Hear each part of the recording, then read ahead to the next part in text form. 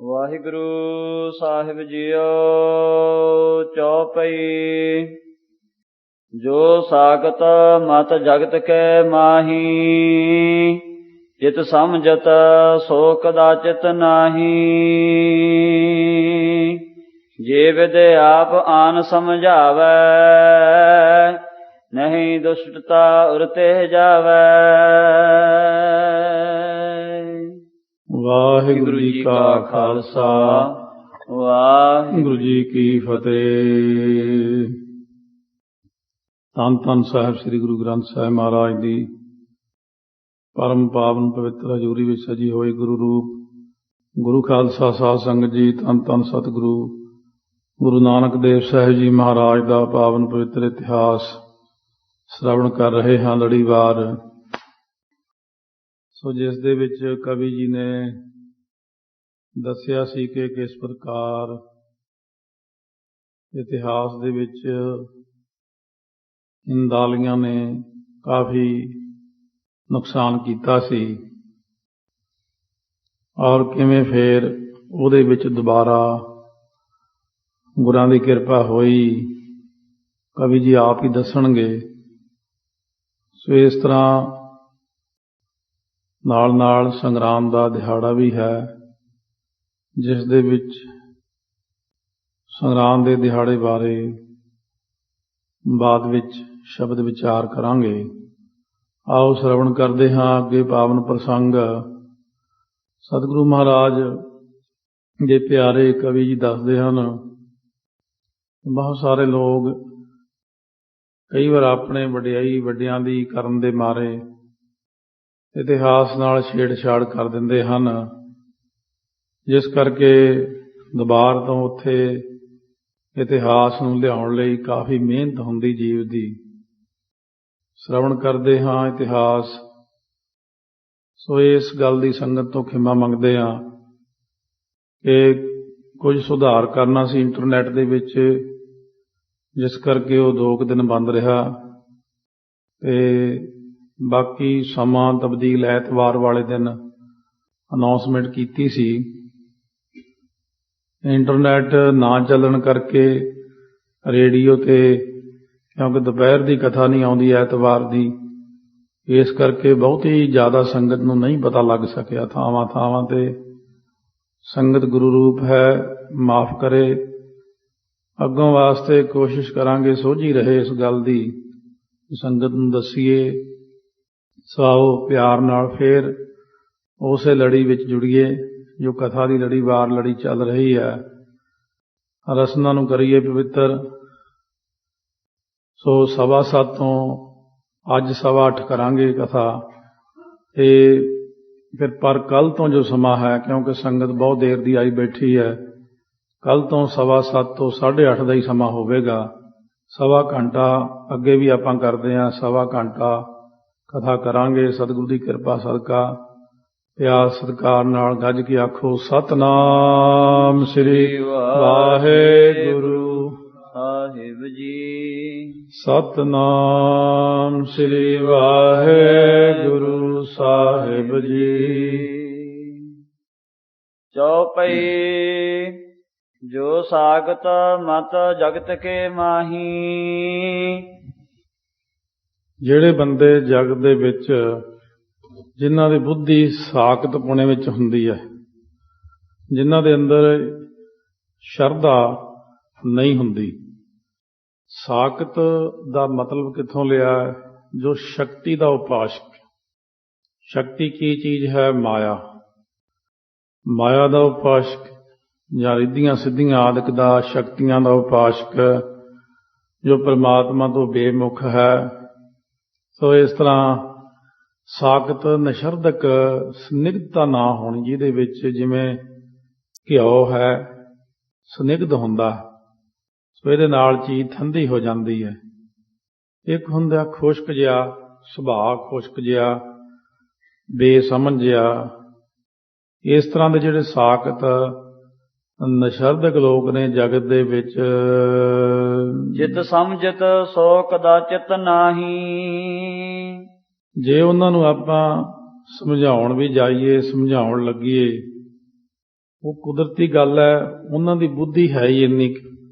ਆਪਾਂ ਹੁਣ ਜੇ ਚਮਚੇ ਤੇ ਤਰਸ ਕਰੀਏ ਵੀ ਚੱਲ ਵਿਚਾਰੇ 'ਚ ਇੱਕ ਕੌਲੀ ਪਾਣੀ ਪਾ ਦਈਏ, ਚੱਲ ਵਿਚਾਰਾ ਛੋਟਾ ਜਿਹਾ, ਆਪਣਾ ਤਰਸ ਕੀ ਕਰੂਗਾ ਚਮਚੇ ਤੇ?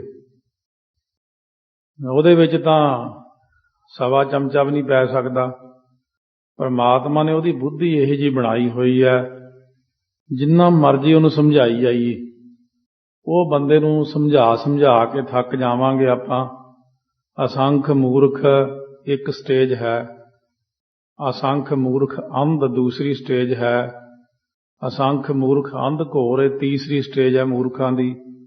ਉੱਥੇ ਤੱਕ ਨਹੀਂ ਸਮਝਾ ਸਕਦੇ, ਇਹ ਤੀਸਰੀ ਸਟੇਜ 'ਚ ਚਲੇ ਜਾਂਦੇ ਨੇ ਜਿਹੜੇ ਸਾਕਤ ਨਿਸ਼ਬਦਕ। ਇਦੋਂ ਵੀ ਇੱਕ ਗਾਹਾਂ ਹੁੰਦੇ ਪਾਮਰ ਪੁਰਸ਼, ਉਹ ਬਹੁਤੇ ਜ਼ਿਆਦਾ ਭੈੜੇ ਹੁੰਦੇ, ਉਹਨਾਂ ਦਾ ਜ਼ਿਕਰ ਨਹੀਂ ਆਇਆ। ਜੇ ਵਿਦ ਆਪ ਆਨ ਸਮਝਾਵੈ, ਜੇ ਵਿਦ ਹੁੰਦਾ ਵਿਧਾਤਾ ਆ ਕਰਕੇ ਬ੍ਰਹਮਾ ਵੀ ਉਹਨਾਂ ਨੂੰ ਸਮਝਾਵੇ ਆਪ। ਨਹੀਂ ਦੁਸ਼ਟਤਾ ਉਰਤੇ ਜਾਵੈ, ਪਰ ਜਿਹੜੀ ਦੁਸ਼ਟਤਾਈ ਹੈ ਉਹਨਾਂ ਬੰਦਿਆਂ ਦੇ ਮਨ ਦੇ ਵਿੱਚੋਂ ਨਹੀਂ ਜਾ ਸਕਦੀ, ਕਿਉਂਕਿ ਦੁਸ਼ਟਤਾਈ ਜਿੱਥੇ ਇੱਕ ਵਾਰ ਪੈ ਗਈ ਉਹਨੂੰ ਸਮਝਾ ਕੇ ਆਪਾਂ ਥੱਕ ਜਾਾਂਗੇ। ਪਰ ਮਹਾਰਾਜ ਕਹਿੰਦੇ ਉਹ ਸਮਝ ਨਹੀਂ ਸਕਦਾ। ਰਸ ਊਖ ਹੈ ਕੇਲਤਾ ਸੋ ਪਲ ਹੈ। ਹੁਣ ਜਿਸ ਪ੍ਰਕਾਰ ਦੇ ਨਾਲ ਕੋਈ ਉਦਾਹਰਣ ਕਵੀ ਜੀ ਬਣਾ ਕੇ ਇਸ ਤਰ੍ਹਾਂ ਦਿੰਦੇ ਨੇ, ਇੱਕ ਕੌੜ ਤੂੰਬਾ ਹੁੰਦਾ, ਬੜਾ ਕੌੜਾ ਹੁੰਦਾ ਹੈ। ਕੌੜ ਤੂੰਬੇ ਦੀ ਵੇਲ ਜਿਹੜੀ ਹੁੰਦੀ ਹੈ, ਉਹਨੂੰ ਜੇ ਆਪਾਂ ਪਾਣੀ ਦੀ ਜਗ੍ਹਾ ਗੰਨੇ ਦਾ ਰਸ ਪਾ ਕੇ ਪਾਲ ਲਈਏ, ਹਾਨਤ ਸੋਤਹਿ ਕਰ ਅਲਵਲ ਹੈ। ਪਰ ਉਹ ਫੇਰ ਵੀ ਜਿਹੜੀ ਹੈ ਨਾ, ਕੌੜੀ ਤੂੰਬੀ ਦੀ ਵੇਲ ਨੂੰ ਗੰਨੇ ਦੇ ਰਸ ਨਾਲ ਜੇ ਪਾਲੇ, ਮਿਸ਼ਰੀ ਨਾਲ ਉਹਦੀਆਂ ਖੇਲਾਂ ਬਣਾਵੇ, ਖੇਲਾਂ ਹੁੰਦੀਆਂ ਜਿਵੇਂ ਦੀਵਾਲੀ ਤੇ ਖੰਡ ਦੇ ਖਿਡੌਣੇ ਜੇ ਹੁੰਦੇ ਨੇ, ਬਣਾ ਲਵੇ। ਸਤਾ ਕੰਧ ਪਰ ਵੱਧ ਹੈ ਸੋਏ, ਸੋ ਕਿੱਥੇ ਵਧੇ ਉਹ? ਖੰਡ ਦੀ ਕੰਧ ਦੇ ਉੱਤੇ, ਖੰਡ ਦੀ ਕੰਧ ਕੱਢ ਕੇ ਉਹਦੇ ਉੱਤੇ ਵੇਲ ਚੜਾ ਕੇ ਫੇਰ ਉਹਦੀ ਪਾਲਣਾ ਕਰੇ। ਕਣ ਤੂੰਬੀ ਕਬ ਮੁਦਰ ਨਾ ਹੋਏ। ਪਰ ਕੌੜ ਤੂੰਬੀ ਦਾ ਜਿਹੜਾ ਹੁੰਦਾ ਨਾ, ਇਹ ਕੌੜ ਤੂੰਬੀ ਬਿਲਕੁਲ ਪੀਲੇ ਜਿਹੇ ਰੰਗ ਦੀ, ਜਿਵੇਂ ਖਰਬੂਜਾ ਹੁੰਦਾ। ਆ ਇੱਕ ਖਰਬੂਜਾ ਹੁੰਦਾ ਬਾਹਰਲਾ ਅਫਗਾਨੀ, ਉਹਨੂੰ ਸਰਦਾ ਕਹਿੰਦੇ ਨੇ, ਸਰਦਾ। ਉਹ ਸਰਦਾ ਪੀਲੇ ਜਿਹੇ ਰੰਗ ਦਾ ਹੁੰਦਾ, ਉਹਦੇ ਬਿਲਕੁਲ ਛੋਟੇ ਜਿਹੇ ਆਕਾਰ ਵਾਂਗੂ ਕੌੜ ਤੂੰਬਾ ਜਾਂ ਕੌੜ ਤੂੰਬੀ ਹੁੰਦੀ ਆ। ਉਹ ਜ਼ਿਆਦਾਤਰ ਆ ਬਠਿੰਡਾ ਏਰੀਆ, ਮਲੋਟ ਏਰੀਆ, ਸੰਗਰੂਰ, ਫਿਰੋਜ਼ਪੁਰ ਵਾਲੇ ਪਾਸੇ ਇੱਧਰਕ ਨੂੰ ਜ਼ਿਆਦਾ ਹੋਏ ਲੱਗਦੀਆਂ। ਇਸ ਕਰਕੇ ਮਾਰੂਥਲਾਂ ਦੇ ਵਿੱਚ ਜਿੱਥੇ ਕੋਈ ਪਾਣੀ ਨਾ ਦਿੰਦਾ ਹੋਵੇ, ਉਹਦੀਆਂ ਵੇਲਾਂ ਨੂੰ ਉੱਦਾਂ ਇਹਨੂੰ ਮਾਰ ਕੇ ਇਹਦੇ ਵਿੱਚੋਂ ਇਹਦਾ ਚੂਰਨ ਬਣਾ ਲੈਂਦੇ ਲੋਕੀ। ਇਹਦੇ ਵਿੱਚ ਜਵੈਣ ਪਾ ਕੇ ਚੂਰਨ ਤਾਂ ਬਣ ਜਾਂਦਾ, ਪਰ ਕੜੱਤਣ ਓਨੀ ਹੀ ਰਹਿੰਦੀ ਹੈ। ਇਹਦੀ ਕੜੱਤਣ ਬਹੁਤ ਭੈੜੀ ਹੁੰਦੀ ਹੈ। ਕਹਿੰਦੇ ਕੰਧ ਬਣਾਓ ਖੰਡ ਦੀ, ਜੜ੍ਹਾਂ 'ਚ ਪਾਓ ਗੰਨੇ ਦਾ ਰਸ ਤੇ ਇਹਦੇ ਖਿਡੌਣੇ ਬਣਾ ਲਓ ਇਹਦੇ। ਨਹੀਂ, ਕਹਿੰਦੇ ਉਹਦਾ ਜਿਹੜਾ ਕੁੜੱਤਣ ਹੈ ਉਹ ਨਹੀਂ ਜਾਂਦੀ, ਜਿੰਨਾ ਮਰਜ਼ੀ ਜ਼ੋਰ ਲਾ ਲਓ। ਦੋਹਰਾ ਸ੍ਰੀ ਨਾਨਕ ਸਾਹਿਬ ਵਿਦ ਬੜੇ ਕੈਸੇ ਕਰੂੰ ਉਚਾਰ। ਧੰਨ ਗੁਰੂ ਨਾਨਕ ਦੇਵ ਜੀ ਸਾਰਿਆਂ ਤਰੀਕਿਆਂ ਨਾਲ ਹੀ ਵੱਡੇ ਆ, ਕਿਸੇ ਪਾਸਿਓਂ ਊਣਤਾ ਹੀ ਨਹੀਂ। ਕਿਵੇਂ ਉਚਾਰਨ ਕਰਾਂ ਮੈਂ? ਏਕ ਰੋਮ ਬ੍ਰਹਮੰਡ ਬਹੁਤ ਲੀਨੋ ਅਵਤਾਰ। ਸੋ ਜਿਨ੍ਹਾਂ ਦੇ ਇੱਕ ਰੋਮ ਦੇ ਵਿੱਚ ਬਹੁਤ ਬ੍ਰਹਮੰਡ ਨੇ, ਜਿਨ੍ਹਾਂ ਨੂੰ ਆਪਾਂ ਸਮਝ ਨਹੀਂ ਸਕਦੇ, ਜਾਣ ਨਹੀਂ ਸਕਦੇ। ਤੁੱਛ ਜੀ ਬੁੱਧੀ ਆਪਣੀਆਂ ਗੁਰੂ ਨਾਨਕ ਸਾਹਿਬ ਬਾਰੇ ਸਮਝ ਨਹੀਂ ਸਕਦੀ। ਸੋ ਜਿਸ ਨੋ ਤੂੰ ਜਾਣਾ ਇਹ ਸੋਈ ਜਨ ਜਾਣੈ।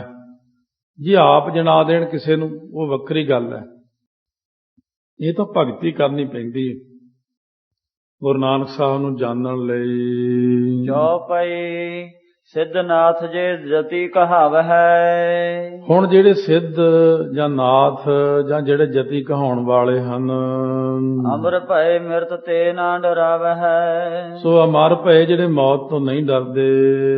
ਔਰ ਆਚਾਰਜ ਬਹੁਤ ਮਤ ਕੇ। ਹੋਰ ਜਿਹੜੇ ਚਾਰੀਏ ਨੇ ਬੜੇ ਮਤ ਵਾਲੇ ਕਈ, ਅਨਕ ਕਲਪਨਾ ਥਾਪਹਿ ਜੇ। ਜਿਹੜੇ ਅਨੇਕ ਪ੍ਰਕਾਰ ਦੀ ਕਲਪਨਾ ਕਰਦੇ ਥਾਪਦੇ ਨੇ। ਪੀਰਨ ਪੀਰ ਔਲੀਆ ਸਾਰੇ। ਪੀਰਾਂ ਦੇ ਪੀਰ, ਔਲੀਏ ਸਾਰੇ ਔਲੀਏ ਹੁੰਦੇ, ਰੱਬ ਦੇ ਫਕਰ ਫਕੀਰ। ਗਿਨ ਕਰ ਕੌਣ ਪਾਏ ਹੈ ਪਾਰੇ। ਸੋ ਗਿਣ ਕਰਕੇ ਇਹਨਾਂ ਨੂੰ ਕੌਣ ਇਹਨਾਂ ਦਾ ਪਾਰ ਪਾ ਸਕਦਾ? ਕੋਈ ਨਹੀਂ ਪਾ ਸਕਦਾ ਕਿ ਇਹਨਾਂ ਦਾ ਪਾਰ।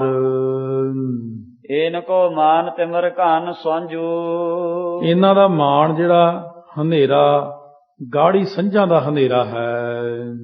ਅਦਕ ਤੰਬ ਦੰਬ ਜੋ ਉਡਗਨ ਰਾਜੂ। ਸੋ ਤਾਰਿਆਂ ਦੇ ਰਾਜਾ ਚੰਦਰਮਾ ਸਮਾਨ ਦੰਭੀ ਹਨ ਸਾਰੇ। ਕਲਾ ਵਿਸਾਲਨ ਕੇਵਲ ਜੇਤੇ। ਬਹੁਤੀਆਂ ਸ਼ਕਤੀਆਂ ਦੇ ਬਲ ਵਾਲੇ ਤਾਰੇ ਸਮਝ ਲਓ ਇਸ ਤਰ੍ਹਾਂ। ਤਾਰੇ ਬਿਰਦਨ ਚਮਕਤ ਤੇਤੇ। ਤਾਰੇ ਹੁੰਦੇ ਨੇ ਬ੍ਰਿੰਦਨ, ਸਾਰੇ ਚਮਕਦੇ ਨੇ ਇਸ ਤਰ੍ਹਾਂ। ਉਹ ਜਿਵੇਂ ਇੱਕ ਅਲੰਕਾਰ ਇੱਥੇ ਕਵੀ ਜੀ ਨੇ ਬਣਾਇਆ। ਇਹਨਾਂ ਦਾ ਜਿਹੜਾ ਹੰਕਾਰ ਹੈ ਸਾਰਿਆਂ ਦਾ, ਜਿੰਨੇ ਪਿੱਛੇ ਗਿਣੇ ਨੇ, ਔਲੀਏ ਮੌਲੀਏ ਫਕੀਰ, ਸਭ ਦਾ ਇਹ ਗਾੜੇ ਹਨੇਰੇ ਵਾਂਗੂ ਹੈ।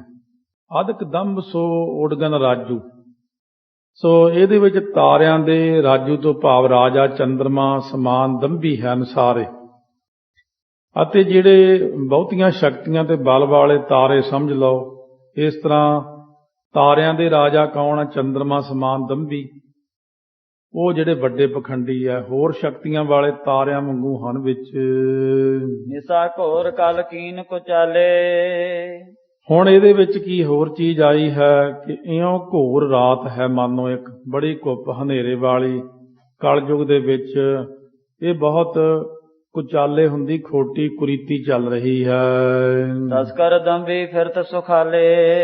ਜਦੋਂ ਘੁੱਪ ਗਾੜਾ ਹਨੇਰਾ ਹੋਵੇ, ਉਸ ਹਨੇਰੀ ਰਾਤ ਦੇ ਵਿੱਚ ਚੋਰ ਤੇ ਦੰਭੀ ਪਖੰਡੀ ਬਹੁਤ ਸੁਖੀ ਫਿਰਦੇ ਚਾਰੇ ਪਾਸੇ ਘੁੰਮਦੇ ਹੋਏ। ਦੋਹਰਾ ਮਤ ਜੇ ਅਨੇਕ ਚਕੋਰ ਗਨ ਹਰਖਤਾ ਮਿਲਾ ਸਮਾਜ। ਸੋ ਇਸ ਤਰ੍ਹਾਂ ਫਰਮਾਉਂਦੇ ਹਨ ਮਹਾਰਾਜ ਸੱਚੇ ਪਾਤਸ਼ਾਹ ਬਾਰੇ ਕਿ ਦੁਨੀਆ ਦੇ ਜਿਤਨੇ ਵੀ ਲੋਕ ਹਨ, ਇਹਨਾਂ ਦੀ ਤੇ ਸਤਿਗੁਰੂ ਸੱਚੇ ਪਾਤਸ਼ਾਹ ਨੂੰ ਸੂਰਜ ਬਣਾਉਣਗੇ ਕਿ ਜੋ ਅਨੇਕ ਮਤ ਮਤਾਂਤਰ ਨੇ ਉਹ ਚਕੋਰ ਵੱਤ ਹਨ ਮਾਨੋ। ਕਲਮਲ ਕੁਮਦ ਪਰ ਫੁੱਲਹੀ ਤਾਲ ਪਾਏ ਕਲ ਰਾਜ। ਪਾਪ ਜਿਹੜੇ ਮਾਨੋ ਕਵੀਆਂ, ਰਾਤ ਨੂੰ ਖਿੜਨ ਵਾਲਾ ਇੱਕ ਫੁੱਲ ਚਿੱਟੇ ਜੇ ਜਾਮਨੀ ਜੇ ਰੰਗ ਦਾ ਹੁੰਦਾ, ਇਹ ਦਿਨੇ ਤਾਂ ਮੁਰਝਾ ਜਾਂਦਾ, ਰਾਤ ਨੂੰ ਚੰਦਰਮਾ ਦੀ ਚਾਂਦਨੀ ਵਿੱਚ ਖਿੜਦਾ, ਉਹਨੂੰ ਕਵੀਆਂ ਕਹਿੰਦੇ ਆ ਫੁੱਲ। ਅਤੇ ਜਿਹੜਾ ਸੂਰਜ ਦੇ ਚੜ੍ਹਨ ਨਾਲ ਖਿੜਦਾ ਉਹ ਕਮਲ ਹੁੰਦਾ। ਇਉਂ ਜਿਹੜੇ ਪਾਪ ਨੇ ਇਹ ਮਾਨੋ ਕਵੀਆਂ ਬਣ ਰਹੀ, ਕਿਉਂਕਿ ਰਾਤ ਦਾ ਅਲੰਕਾਰ ਬਣਾਉਣ ਕਰਕੇ ਕਲਮਲ ਕੁਮਦ ਪ੍ਰਫੁੱਲ ਹੀ, ਇਹ ਜਿਹੜੇ ਕਵੀਆਂ ਨੇ ਇਹ ਪਾਪ ਮਾਨੋ ਕਵੀਆਂ ਰੂਪ ਹੋ ਕੇ ਪ੍ਰਫੁੱਲਤ ਹੋ ਰਹੇ ਨੇ। ਕਿਹੜਾ ਕਲ ਰਾਜ, ਕਲਯੁਗ ਦਾ ਜੋ ਰਾਜ ਹੈ ਸੋ ਤਲਾਅ ਬਣਾ ਕਰਕੇ ਅਲੰਕਾਰ ਬਣਾਇਆ। ਕਲਯੁਗ ਦਾ ਤਲਾਅ ਹੈ ਮਾਨੋ, ਇਉਂ ਕਲਯੁਗ ਦਾ ਰਾਜ ਤਲਾਅ ਬਣ ਗਿਆ। ਚੌਪਈ ਸ੍ਰੀ ਨਾਨਕ ਸੂਰਜ ਪ੍ਰਕਾਸ਼ੈ। ਧੰਨ ਗੁਰੂ ਨਾਨਕ ਦੇਵ ਸੱਚੇ ਪਾਤਸ਼ਾਹ ਸੂਰਜ ਦੀ ਤਰ੍ਹਾਂ ਪ੍ਰਕਾਸ਼ਮਾਨ ਹਨ। ਪਾਛਲ ਗਿਣਤੀ ਸਕਲ ਵਿਨਾਸੇ। ਜਦੋਂ ਸੂਰਜ ਚੜ੍ਹਿਆ, ਗੁਰੂ ਨਾਨਕ ਸਾਹਿਬ ਦੇ ਆਉਣ ਨਾਲ ਸਤਿਗੁਰੂ ਨਾਨਕ ਪ੍ਰਗਟਿਆ, ਮਿਟੀ ਧੁੰਦ ਜਗ ਚਾਨਣ ਹੋਆ। ਜਿਉਂ ਕਰ ਸੂਰਜ ਨਿਕਲਿਆ ਤਾਰੇ ਛਪੇ, ਅੰਧੇਰ ਪਲੋਆ। ਨਾ ਤਾਂ ਉੱਥੇ ਮਹਾਰਾਜ ਦੇ ਆਉਣ ਨਾਲ ਰਾਤ ਰਹੀ, ਰਾਤ ਨਾ ਪਖੰਡੀ ਵੱਡੇ ਚੰਦਰਮਾ ਵਰਗੇ ਜਿਹੜੇ ਸੀ ਮਾੜੇ ਮੋਟੇ, ਨਾ ਰਹੇ ਛੋਟੇ ਪਖੰਡੀ ਤਾਰਿਆਂ ਵਾਂਗੂ ਜਿਹੜੇ ਸੀਗੇ। ਤੇ ਚੰਦਰਮਾ ਕਰਕੇ ਜਿਹੜੇ ਪਾਪੀ ਲੋਕ ਫੈਲ ਰਹੇ ਸੀ, ਜਦੋਂ ਸੂਰਜ ਚੜ੍ਹਿਆ ਆਇਆ, ਨਾ ਰਾਤ ਨਾ ਚੰਦਰਮਾ ਨਾ ਤਾਰੇ ਨਾ ਪਾਪੀ ਨਾ ਚੋਰ ਨਾ ਪਖੰਡੀ। ਕਹਿੰਦੇ ਇਹ ਕਲਯੁਗ ਦਾ ਤਲਾਅ ਜਿਹੜਾ ਸੀ, ਜਦੋਂ ਸੂਰਜ ਚੜ੍ਹਿਆ ਗੁਰੂ ਨਾਨਕ ਸਾਹਿਬ ਦਾ, ਸਾਰਾ ਕੁਝ ਹੀ ਖਤਮ ਹੋ ਗਿਆ। ਪਏ ਸੰਤ ਅਰਵਿੰਦ ਸੁਖਾਰੇ। ਹੁਣ ਸੰਤਾਂ ਰੂਪੀ ਜਿਹੜੇ ਕਮਲ ਸੀ ਉਹ ਬਹੁਤ ਸੁਖਾਲੇ ਹੋ ਗਏ ਗੁਰੂ ਨਾਨਕ ਸਾਹਿਬ ਮਹਾਰਾਜ ਦੇ ਆਉਣ ਨਾਲ। ਜਕਵੇ ਸਿੱਖਨ ਕੇ ਦੁਖ ਟਾਰੇ, ਚੱਕਵੇਂ ਰੂਪ ਸਿੱਖਾਂ ਦੇ ਜਿਹੜੇ ਦੁੱਖ ਸੀ ਉਹ ਸਾਰੇ ਗੁਰੂ ਨਾਨਕ ਸਾਹਿਬ ਨੇ ਦਰਸ਼ਨ ਦੇ ਕੇ ਟਾਲ ਦਿੱਤੇ। ਆਤਪ ਭਗਤ ਵਿਰਾਜੀ ਜਹ ਤਹੈ, ਹੁਣ ਇੱਥੇ ਕਿਹੜੀ ਸੀ ਧੁੱਪ? ਆਤਪ ਤੋਂ ਭਾਵ ਧੁੱਪ ਰੂਪੀ ਭਗਤੀ ਰੂਪ ਧੁੱਪ ਸੂਰਜ ਦੇ ਚੜ੍ਹਨ ਕਰਕੇ ਜਹ ਤਹੈ ਭਗਤੀ ਰੂਪ ਧੁੱਪ ਫੈਲ ਗਈ। ਜਿਵੇਂ ਸੂਰਜ ਦੇ ਚੜ੍ਹਨ ਨਾਲ ਚਾਰੇ ਪਾਸੇ ਫੈਲ ਜਾਂਦਾ ਹੈ ਨਾ ਚਾਨਣ, ਇਸ ਤਰ੍ਹਾਂ ਗੁਰੂ ਨਾਨਕ ਸਾਹਿਬ ਦੇ ਆਉਣ ਨਾਲ ਭਗਤੀ ਦੀ ਧੁੱਪ ਫੈਲ ਗਈ। ਗਿਆਨ ਤੇਜ ਹੈ ਨਿਰਮਲ ਜੇ ਮਹੈ, ਸੋ ਉਹਦੇ ਵਿੱਚ ਮੈਲ ਤੋਂ ਰਹਿਤ ਜਿਹੜਾ ਗਿਆਨ ਦਾ ਤੇਜ ਪ੍ਰਕਾਸ਼ ਹੈ ਫੈਲ ਗਿਆ।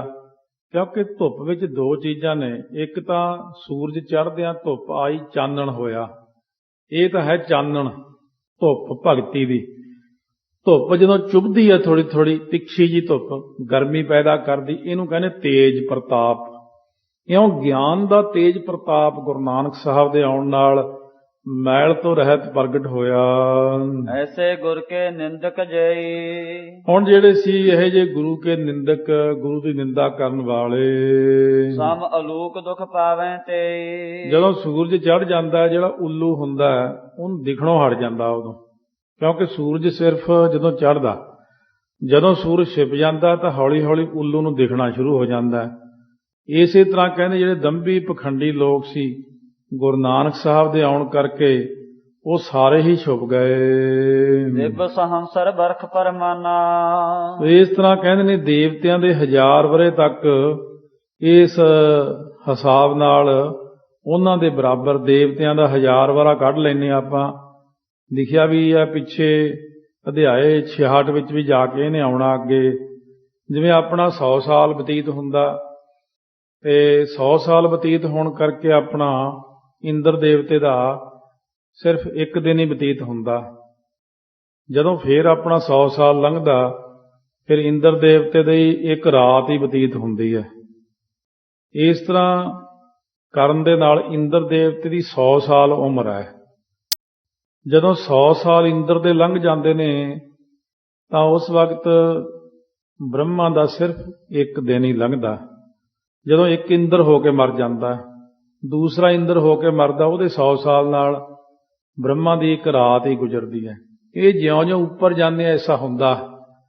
ਆ ਚੰਦਰਮਾ ਦੇ ਉੱਤੇ ਦੇਖੋ ਮਹੀਨਾ ਕਿਤੇ ਰਾਤ ਰਹਿੰਦੀ, ਮਹੀਨਾ ਕੁ ਫਿਰ ਦਿਨ ਹੀ ਰਹਿੰਦਾ, ਕਿਉਂਕਿ ਜਿਉਂ-ਜਿਉਂ ਉੱਪਰ ਜਾਂਦੇ ਧਰਤੀ ਦੇ ਉੱਤੇ ਤੇ ਨਾਰਥ ਪੋਲ ਵੱਲ ਫਿਰ ਕਿੰਨਾ ਚਿਰ ਰਾਤ ਹੀ ਰਹਿੰਦੀ ਹੈ। ਇਸ ਤਰ੍ਹਾਂ ਜੇ ਹੋਰ ਉੱਪਰ ਚਲੇ ਜਾਈਏ ਫਿਰ ਹੋਰ, ਜੇ ਹੋਰ ਉੱਪਰ ਚਲੇ ਜਾਈਏ ਫਿਰ ਹੋਰ। ਕਈ ਐਸੇ ਥਾਂ ਨੇ ਜਿੱਥੇ 1 ਸਾਲ ਦਿਨ ਰਹਿੰਦਾ ਉੱਪਰ ਅਸਮਾਨ ਵਿੱਚ, ਕਿਉਂਕਿ ਉਹਦੇ ਸਾਹਮਣੇ ਕੋਈ ਚੀਜ਼ ਹੀ ਨਹੀਂ ਆਉਂਦੀ, ਚਾਨਣ ਹੀ ਰਹਿਣਾ ਹਮੇਸ਼ਾ ਉੱਥੇ। ਇਸ ਤਰ੍ਹਾਂ ਦੇਵਤਿਆਂ ਦਾ ਵੀ ਹਿਸਾਬ ਕਿਤਾਬ ਕੱਢਿਆ। ਫਿਰ ਉਦੋਂ ਬਾਅਦ ਬ੍ਰਹਮਾ ਦੀ ਉਮਰ ਗਿਣੀ ਹੈ 1000 ਸਾਲ। ਫਿਰ ਜਦੋਂ ਇੱਕ ਬ੍ਰਹਮਾ ਹੋ ਕੇ ਚਲੇ ਜਾਂਦਾ, ਵਿਸ਼ਨੂੰ ਦਾ ਇੱਕੋ ਦਿਨ ਬਣਦਾ, ਉਹਦੀ ਇੱਕ ਰਾਤ।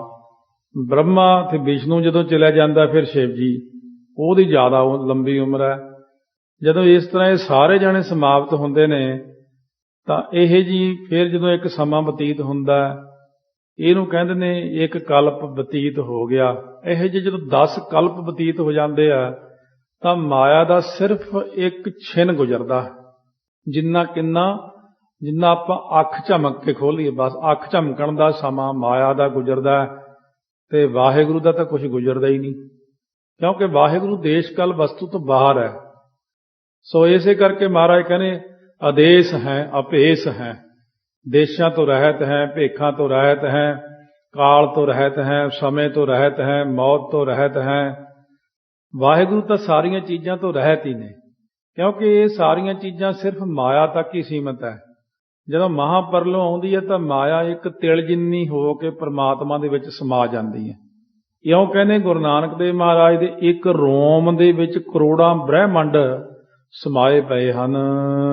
ਪਾਵਹਿ ਨਰਕ ਮਹਾ ਦੁਖ ਖਾਨਾ, ਚਾਹੁੰਦੇ ਇਸ ਪ੍ਰਕਾਰ ਇਹ ਜਿਹੜੇ ਲੋਕ ਨੇ ਨਾ ਬਹੁਤ ਦੇਰ ਤੱਕ ਦੇਵਤਿਆਂ ਦਾ 1000 ਵਰ੍ਹਾ ਤੱਕ ਦੁੱਖ ਪਾਉਂਦੇ, ਇਹ ਜਿਹੇ ਲੋਕ ਉਹਨਾਂ ਨੂੰ ਨਰਕਾਂ 'ਚ ਸੁੱਟ ਛੱਡਦੇ ਆ।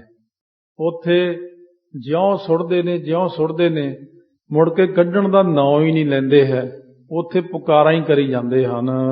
ਨਿਰਗਤ ਜੋਨਪਨ ਬਾਰੰਬਾਰਾ। ਫਿਰ ਉਹਨਾਂ ਨੂੰ ਟੇਢੀਆਂ ਜੂਨਾਂ, ਜਿਹੜੀਆਂ ਸੱਪ ਕੋੜ ਕੇਲੀਆਂ ਹੋਰ ਟੇਢੀਆਂ ਜੂਨਾਂ, ਬਿੱਛੂ ਠੂਹੇ ਜਿਨ੍ਹਾਂ ਦੇਖਦਿਆਂ ਲੋਕ ਮਾਰ ਦੇਣ, ਇੰਨੀਆਂ ਜਿਹੇ ਭੈੜੀਆਂ ਜੂਨਾਂ 'ਚ ਇਹਨਾਂ ਨਾਸਤਕਾਂ ਨੂੰ ਪਾ ਦਿੰਦੇ ਹਨ। ਧਰ ਕਰ ਪਾਵਹਿ ਕਸ਼ਟ ਅਪਾਰਾ। ਇਹੋ ਜਿਹੀ ਜੂਨ ਧਾਰ ਕੇ ਬਹੁਤ ਕਸ਼ਟ ਪਾਉਂਦੇ ਨੇ, ਕਿਉਂਕਿ ਜ਼ਹਿਰੀਲਾ ਜਾਨਵਰ ਬਹੁਤਾ ਜ਼ਿਆਦਾ ਤੜਫਦਾ ਹਮੇਸ਼ਾ। ਦੋਹਰਾ ਸ੍ਰੀ ਨਾਨਕ ਉਪਮਾ ਬੜੀ, ਮੈਂ ਤੋ ਕਹੀ ਨਾ ਜਾਏ। ਮੇਰੇ ਕੋਲੋਂ ਨਹੀਂ ਕਹੀ ਜਾ ਸਕਦੀ, ਕਹਿੰਦੇ ਗੁਰੂ ਨਾਨਕ ਸਾਹਿਬ ਦੀ ਉਪਮਾ ਬਹੁਤ ਹੀ ਵੱਡੀ ਹੈ ਜੀ। ਜਿਉ ਕੀਟੀ ਗਿਰ ਨਹਿ ਉਠੇ, ਕਰਤ ਅਨੇਕ ਉਪਾਰ। ਕਹਿੰਦੇ ਗੁਰੂ ਨਾਨਕ ਸਾਹਿਬ ਦੀ ਉਪਮਾ ਤਾਂ ਮਾਨੋ ਬਹੁਤ ਵੱਡਾ ਪਹਾੜ ਹੈ, ਸਭ ਤੋਂ ਵੱਡਾ ਪਹਾੜ, ਤੇ ਮੈਂ ਹੈਗਾ ਕੀੜੀ ਵਰਗਾ। ਇੱਕ ਕੀੜੀ ਏਡੇ ਵੱਡੇ ਪਹਾੜ ਨੂੰ ਕਿਵੇਂ ਚੱਕ ਸਕਦੀ ਹੈ। ਚੌਪਈ ਜਿਨ ਕੀ ਸਾਹਮਣੇ ਦਿਸੈ ਹੈ ਸਕੋ। ਹੁਣ ਉਹਨਾਂ ਦੇ ਬਰਾਬਰ ਹੋਰ ਕੋਈ ਆ ਹੀ ਨਹੀਂ ਸਕਦਾ। ਮਹਾਰਾਜ ਗੁਰੂ ਨਾਨਕ ਸਾਹਿਬ ਦੇ ਬਰਾਬਰ ਕੌਣ ਹੈ? ਕੋਈ ਵੀ ਨਹੀਂ। ਇਹ ਤਾਂ ਅਵਸਥਾ ਵਾਲਿਆਂ ਨੂੰ ਪਤਾ।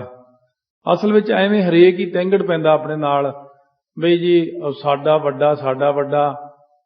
ਇਹ ਜਦੋਂ ਤੱਕ ਅੰਦਰੋਂ ਅਵਸਥਾ ਨਹੀਂ ਖੁੱਲਦੀ, ਪ੍ਰਕਾਸ਼ ਨਹੀਂ ਹੁੰਦਾ, ਇਹ ਤਾਂ ਉਦੋਂ ਪਤਾ ਲੱਗਦਾ ਜਦੋਂ ਪ੍ਰਕਾਸ਼ ਹੁੰਦਾ ਨਾ, ਫੇਰ ਦੇਖਦੇ ਵੀ ਤਾਂ ਬਾਬਾ ਨਾਨਕ ਤਾਂ ਸਭ ਤੋਂ ਹੀ ਵੱਡਾ, ਵਾਕਈ ਵੱਡਾ। ਬਈ ਐਵੇਂ ਸਿੱਖ ਹੀ ਨਹੀਂ ਕਰੀ ਜਾਂਦੇ। ਸਭ ਤੋਂ ਵੱਡਾ ਹੈ, ਸਭ ਤੇ ਵੱਡਾ ਸਤਿਗੁਰੂ ਨਾਨਕ, ਜਿਨ ਕਲ ਰਾਖੀ ਮੇਰੀ। ਉਹ ਜਿਹਨੂੰ ਲੋਕੀ ਰਾਮ ਕਹਿੰਦੇ, ਅੱਲਾ ਕਹਿੰਦੇ, ਖੁਦਾ ਕਹਿੰਦੇ, ਭਗਵਾਨ ਕਹਿੰਦੇ ਨੇ, ਜਿਹਨੂੰ ਲੋਕੀ ਗੌੜ ਕਹਿੰਦੇ ਨੇ, ਜਿਹਨੂੰ ਸਾਰਾ ਕੁਝ ਮੰਨਦੇ ਹੋ ਪਰਮਾਤਮਾ ਕਹਿੰਦੇ, ਗੋਬਿੰਦ ਹਰੀ ਨਾਰਾਇਣ, ਇਹ ਉਹੀ ਗੁਰੂ ਨਾਨਕ ਹੈ।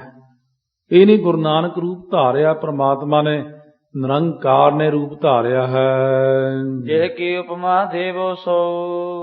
ਕਹਿੰਦੇ ਕਿਹਦੇ ਬਰਾਬਰ ਤੁਹਾਨੂੰ ਉਪਮਾ ਦਿਆਂ ਵੀ ਗੁਰੂ ਨਾਨਕ ਦੇਵ ਜੀ ਫਲਾਣੇ ਵਰਗੇ ਆ, ਫਲਾਣੇ ਵਰਗੇ ਆ। ਬਸ ਉਹਨਾਂ ਦੀ ਉਪਮਾ ਉਹਨਾਂ ਨੂੰ ਹੀ ਬਣ ਆਉਂਦੀ ਹੈ। ਜੋ ਉਪਮੈ ਤਾਰਤਮ ਉਪਮਾ। ਸੋ ਇਸ ਕਰਕੇ ਉਪਮਾ ਯੋਗ ਜਿਵੇਂ ਸਤਿਗੁਰੂ ਹੈ, ਵੱਧ ਘੱਟ ਉਪਮਾ ਦੇਵੇ ਤਾਂ ਤਾਰਤਮਿਆ ਹੋ ਜਾਂਦਾ। ਇੱਥੇ ਭਾਵ ਤਾਰਤਮ ਇਹਦਾ ਨਾਂ ਹੈ, ਵੱਧ ਘੱਟ ਉਪਮਾ ਦੇ ਨਹੀਂ ਸਕਦੇ। ਹੋਏ ਹਾਸੀ ਤਿਹ ਕਵ ਕੀ ਭਵਮਾ। ਭਾਵ ਮਾਂ ਤੋਂ ਭਾਵ ਹੁੰਦਾ ਭਵ ਦੇ ਵਿੱਚ, ਸੰਸਾਰ ਸਾਗਰ ਦੇ ਵਿੱਚ। ਇਹ ਇੱਕ ਬੋਲੀ ਜਿਹੜੀ ਮਰਜ਼ੀ ਵਰਤ ਸਕਦੇ ਆ, ਹੈ ਸਾਰੀਆਂ ਬੋਲੀਆਂ ਹੀ। ਇਹ ਵੀ ਇੱਕ ਬੋਲੀ ਆ ਭਵਮਾਂ। ਅੰਬਾਲੇ ਦੇ ਇਲਾਕੇ ਚਲੀ ਜਾਂਦੀ ਹੈ, ਰੋਪੜ ਵਾਲੇ ਪਾਸੇ ਨੂੰ ਉਸਮਾਂ। ਇਸ ਕਰਕੇ ਹੋਏ ਹਾਸੀ ਤੇ ਕਵ ਕੀ ਭਵਮਾਂ। ਭਵ ਸੰਸਾਰ ਦੇ ਵਿੱਚ ਉਹ ਕਵੀ ਦੀ ਲੋਕ ਹਾਸੀ ਕਰਦੇ, ਮਖੌਲ ਕਰਦੇ ਆ ਵੀ ਵੱਡਾ ਆਇਆ ਗੁਰੂ ਨਾਨਕ ਸਾਹਿਬ ਦੀ ਉਪਮਾ ਦੇਣ ਵਾਲਾ, ਤੂੰ ਕਿਉਂ ਦਿੱਤੀ ਉਹਦੇ ਤੁੱਲ? ਕਿਉਂਕਿ ਉਹਨਾਂ ਦੇ ਬਰਾਬਰ ਤਾਂ ਕਿਸੇ ਦੀ ਉਪਮਾ ਸਾਰੀ ਦੁਨੀਆ ਦੀ, ਤਿੰਨਾਂ ਲੋਕਾਂ ਕਿਸੇ ਦੀ ਉਪਮਾ ਉਹਨਾਂ ਬਰਾਬਰ ਨਹੀਂ। ਜੈਸਾ ਤੂੰ ਤੈਸਾ ਤੂੰ ਹੀ, ਕਿਆ ਉਪਮਾ ਦੀਜੈ। ਸ੍ਰੀ ਨਾਨਕ ਜੋ ਹਮਰੇ ਸੁਆਮੀ। ਧੰਨ ਗੁਰੂ ਨਾਨਕ ਦੇਵ ਜੀ ਜੋ ਸਾਡੇ ਸੱਚੇ ਸੁਆਮੀ ਮਾਲਕ ਹਨ ਜੀ। ਦੋਸ ਸੋਸ ਹੈ ਅੰਤਰ ਜਾਮੀ। ਐਸੇ ਸਤਿਗੁਰੂ ਸੱਚੇ ਪਾਤਸ਼ਾਹ ਜਿਹੇ ਜੇ ਹਨ, ਬਸ ਉਹੇ ਜੇ ਉਹੀ ਨੇ, ਹੋਰ ਕੋਈ ਦੂਜੇ ਉਪਮਾ ਦੇ ਹੀ ਨਹੀਂ ਸਕਦੇ। ਕਹੇ ਵਧੈ ਨਹਿ ਘਟੈ ਘਟਾਏ। ਜੇ ਕੋਈ ਕਹੇ ਵਧਾ ਕੇ ਉਹਨਾਂ ਦੀ ਉਪਮਾ ਨਾ ਵੱਧਦੀ ਹੈ, ਜੇ ਕਹੇ ਕਿ ਮੈਂ ਘਟਾ ਕੇ ਕਹਿ ਦਿਆਂ ਨਾ ਘਟਦੀ ਹੈ। ਜੇ ਸਭ ਮਿਲ ਕੇ ਆਖਣ ਪਾਹੇ ਵੱਡਾ ਨਾ ਹੋਵੇ ਘਾਟ ਨਾ ਜਾਏ। ਸਭ ਸੁਰਤੀ ਮਿਲ ਸੁਰਤ ਕਮਾਈ, ਸਭ ਕੀਮਤ ਮਿਲ ਕੀਮਤ ਪਾਈ। ਗਿਆਨੀ ਧਿਆਨੀ ਗੁਰ ਹਾਈ, ਕਹਿਣ ਨਾ ਜਾਈ ਤੇਰੀ ਤਿਲ ਵਡਿਆਈ। ਮਹਾਰਾਜ ਸੱਚੇ ਪਾਤਸ਼ਾਹ ਬਾਰੇ ਕੋਈ ਕੁਛ ਨਹੀਂ ਕਹਿ ਸਕਦਾ। ਜਨਮ ਧਾਰ ਜੋ ਗੁਰੂ ਕਹਾਏ। ਜਿਹੜੇ ਅਵਤਾਰ ਦੇ ਸਮੇਂ ਤੋਂ ਹੀ ਲੈ ਕੇ ਸਤਿਗੁਰੂ ਹਨ। ਵੇਦ ਰਚਾ ਜੋ ਸ਼ਬਦ ਸੋ ਕੀਨੇ। ਸੋ ਜਿਹੜੇ ਵੇਦ ਦੀਆਂ ਜਿਹੜੀਆਂ ਸ਼ਰੂਤੀਆਂ ਹਨ, ਉਹਦੇ ਵਿੱਚ ਜਿਹੜੇ ਸ਼ਬਦ ਰਚੇ ਹਨ, ਭਾਵ ਲੋਗਨ ਹਿਤ ਦੇਖੇ ਦੁਖ ਦੀਨੇ। ਸੋ ਲੋਗਨ ਹਿਤ ਦੇਖੇ ਦੁਖ ਦੀਨੇ। ਦੁਖੀ ਦੀਨ ਲੋਕਾਂ ਦਾ ਹਿਤ ਦੇਖ ਕੇ, ਇਸ ਢੰਗ ਨਾਲ ਉਹ ਦੇਖ ਕੇ ਫੇਰ ਕਲੀ ਕਾਲ ਮਤ ਮਦ ਵਿਸਾਲਾ। ਕਲਯੁਗ ਦੇ ਇਸ ਸਮੇਂ ਦੇ ਵਿੱਚ ਜਿਹੜੀਆਂ ਮਤ ਮੰਦ ਸੀ, ਵਿਸਾਲਾ, ਇਹਨਾਂ ਲੋਕਾਂ ਦੀਆਂ ਬੁੱਧੀਆਂ ਜਿਹੜੀਆਂ ਬਿਲਕੁਲ ਮੰਦ ਨੇ, ਬਹੁਤ ਜ਼ਿਆਦੇ ਕਲਯੁਗੀ ਜੀਵਾਂ ਦੀਆਂ। ਜਾਤੇ ਕਰੇ ਸੁਖੈਨ ਕਿਰਪਾਲਾ। ਇਸੇ ਕਰਕੇ ਸਤਿਗੁਰੂ ਨੇ ਸੁਖੈਨ ਬੋਲੀ ਵਿੱਚ ਦੇਸ਼ ਭਾਸ਼ਾ 'ਚ ਬਾਣੀ ਉਚਾਰੀ ਹੈ। ਜਿਵੇਂ ਕਦੇ ਵੇਦ ਰਿਚਾਂ ਰਚੀਆਂ ਗਈਆਂ ਪਹਿਲਾਂ, ਉਵੇਂ ਗੁਰੂ ਸਾਹਿਬ ਨੇ ਸ਼ਬਦ ਰਚੇ ਨੇ। ਕਹਿੰਦੇ ਪ੍ਰਸ਼ਨ ਕਰਤਾ ਕਹਿੰਦਾ ਵੀ ਸੰਸਕ੍ਰਿਤ ਵਿੱਚ ਕਿਉਂ ਨਾ ਰਚੇ। ਕਹਿੰਦੇ ਕਲਯੁਗ ਦਾ ਸਮਾਂ, ਬੁੱਧੀਆਂ ਮੰਦ ਪੈ ਰਹੀਆਂ, ਇਸ ਲਈ ਕਿਰਪਾਲੂ ਸਤਿਗੁਰੂ ਨੇ ਸੁਖੱਲੇ ਕਰਕੇ ਰਚੇ। ਭਾਵ ਬੋਲੀ ਜਾਣ ਵਾਲੀ ਬੋਲੀ ਦੇ ਵਿੱਚ ਰਚੇ ਨੇ। ਇੱਥੇ ਕਹਿਣ ਤੋਂ ਭਾਵ ਵੇਦ ਦੇ ਟੀਕਾਕਰਨ ਤੋਂ ਨਹੀਂ, ਪਰੰਤੂ ਵੇਦ ਦੀਆਂ ਰੀਚਾਂ ਦੇ ਰਚੇ ਜਾਣ ਵਾਂਗੂ ਅਨੁਭਵ ਤੋਂ ਹੈ।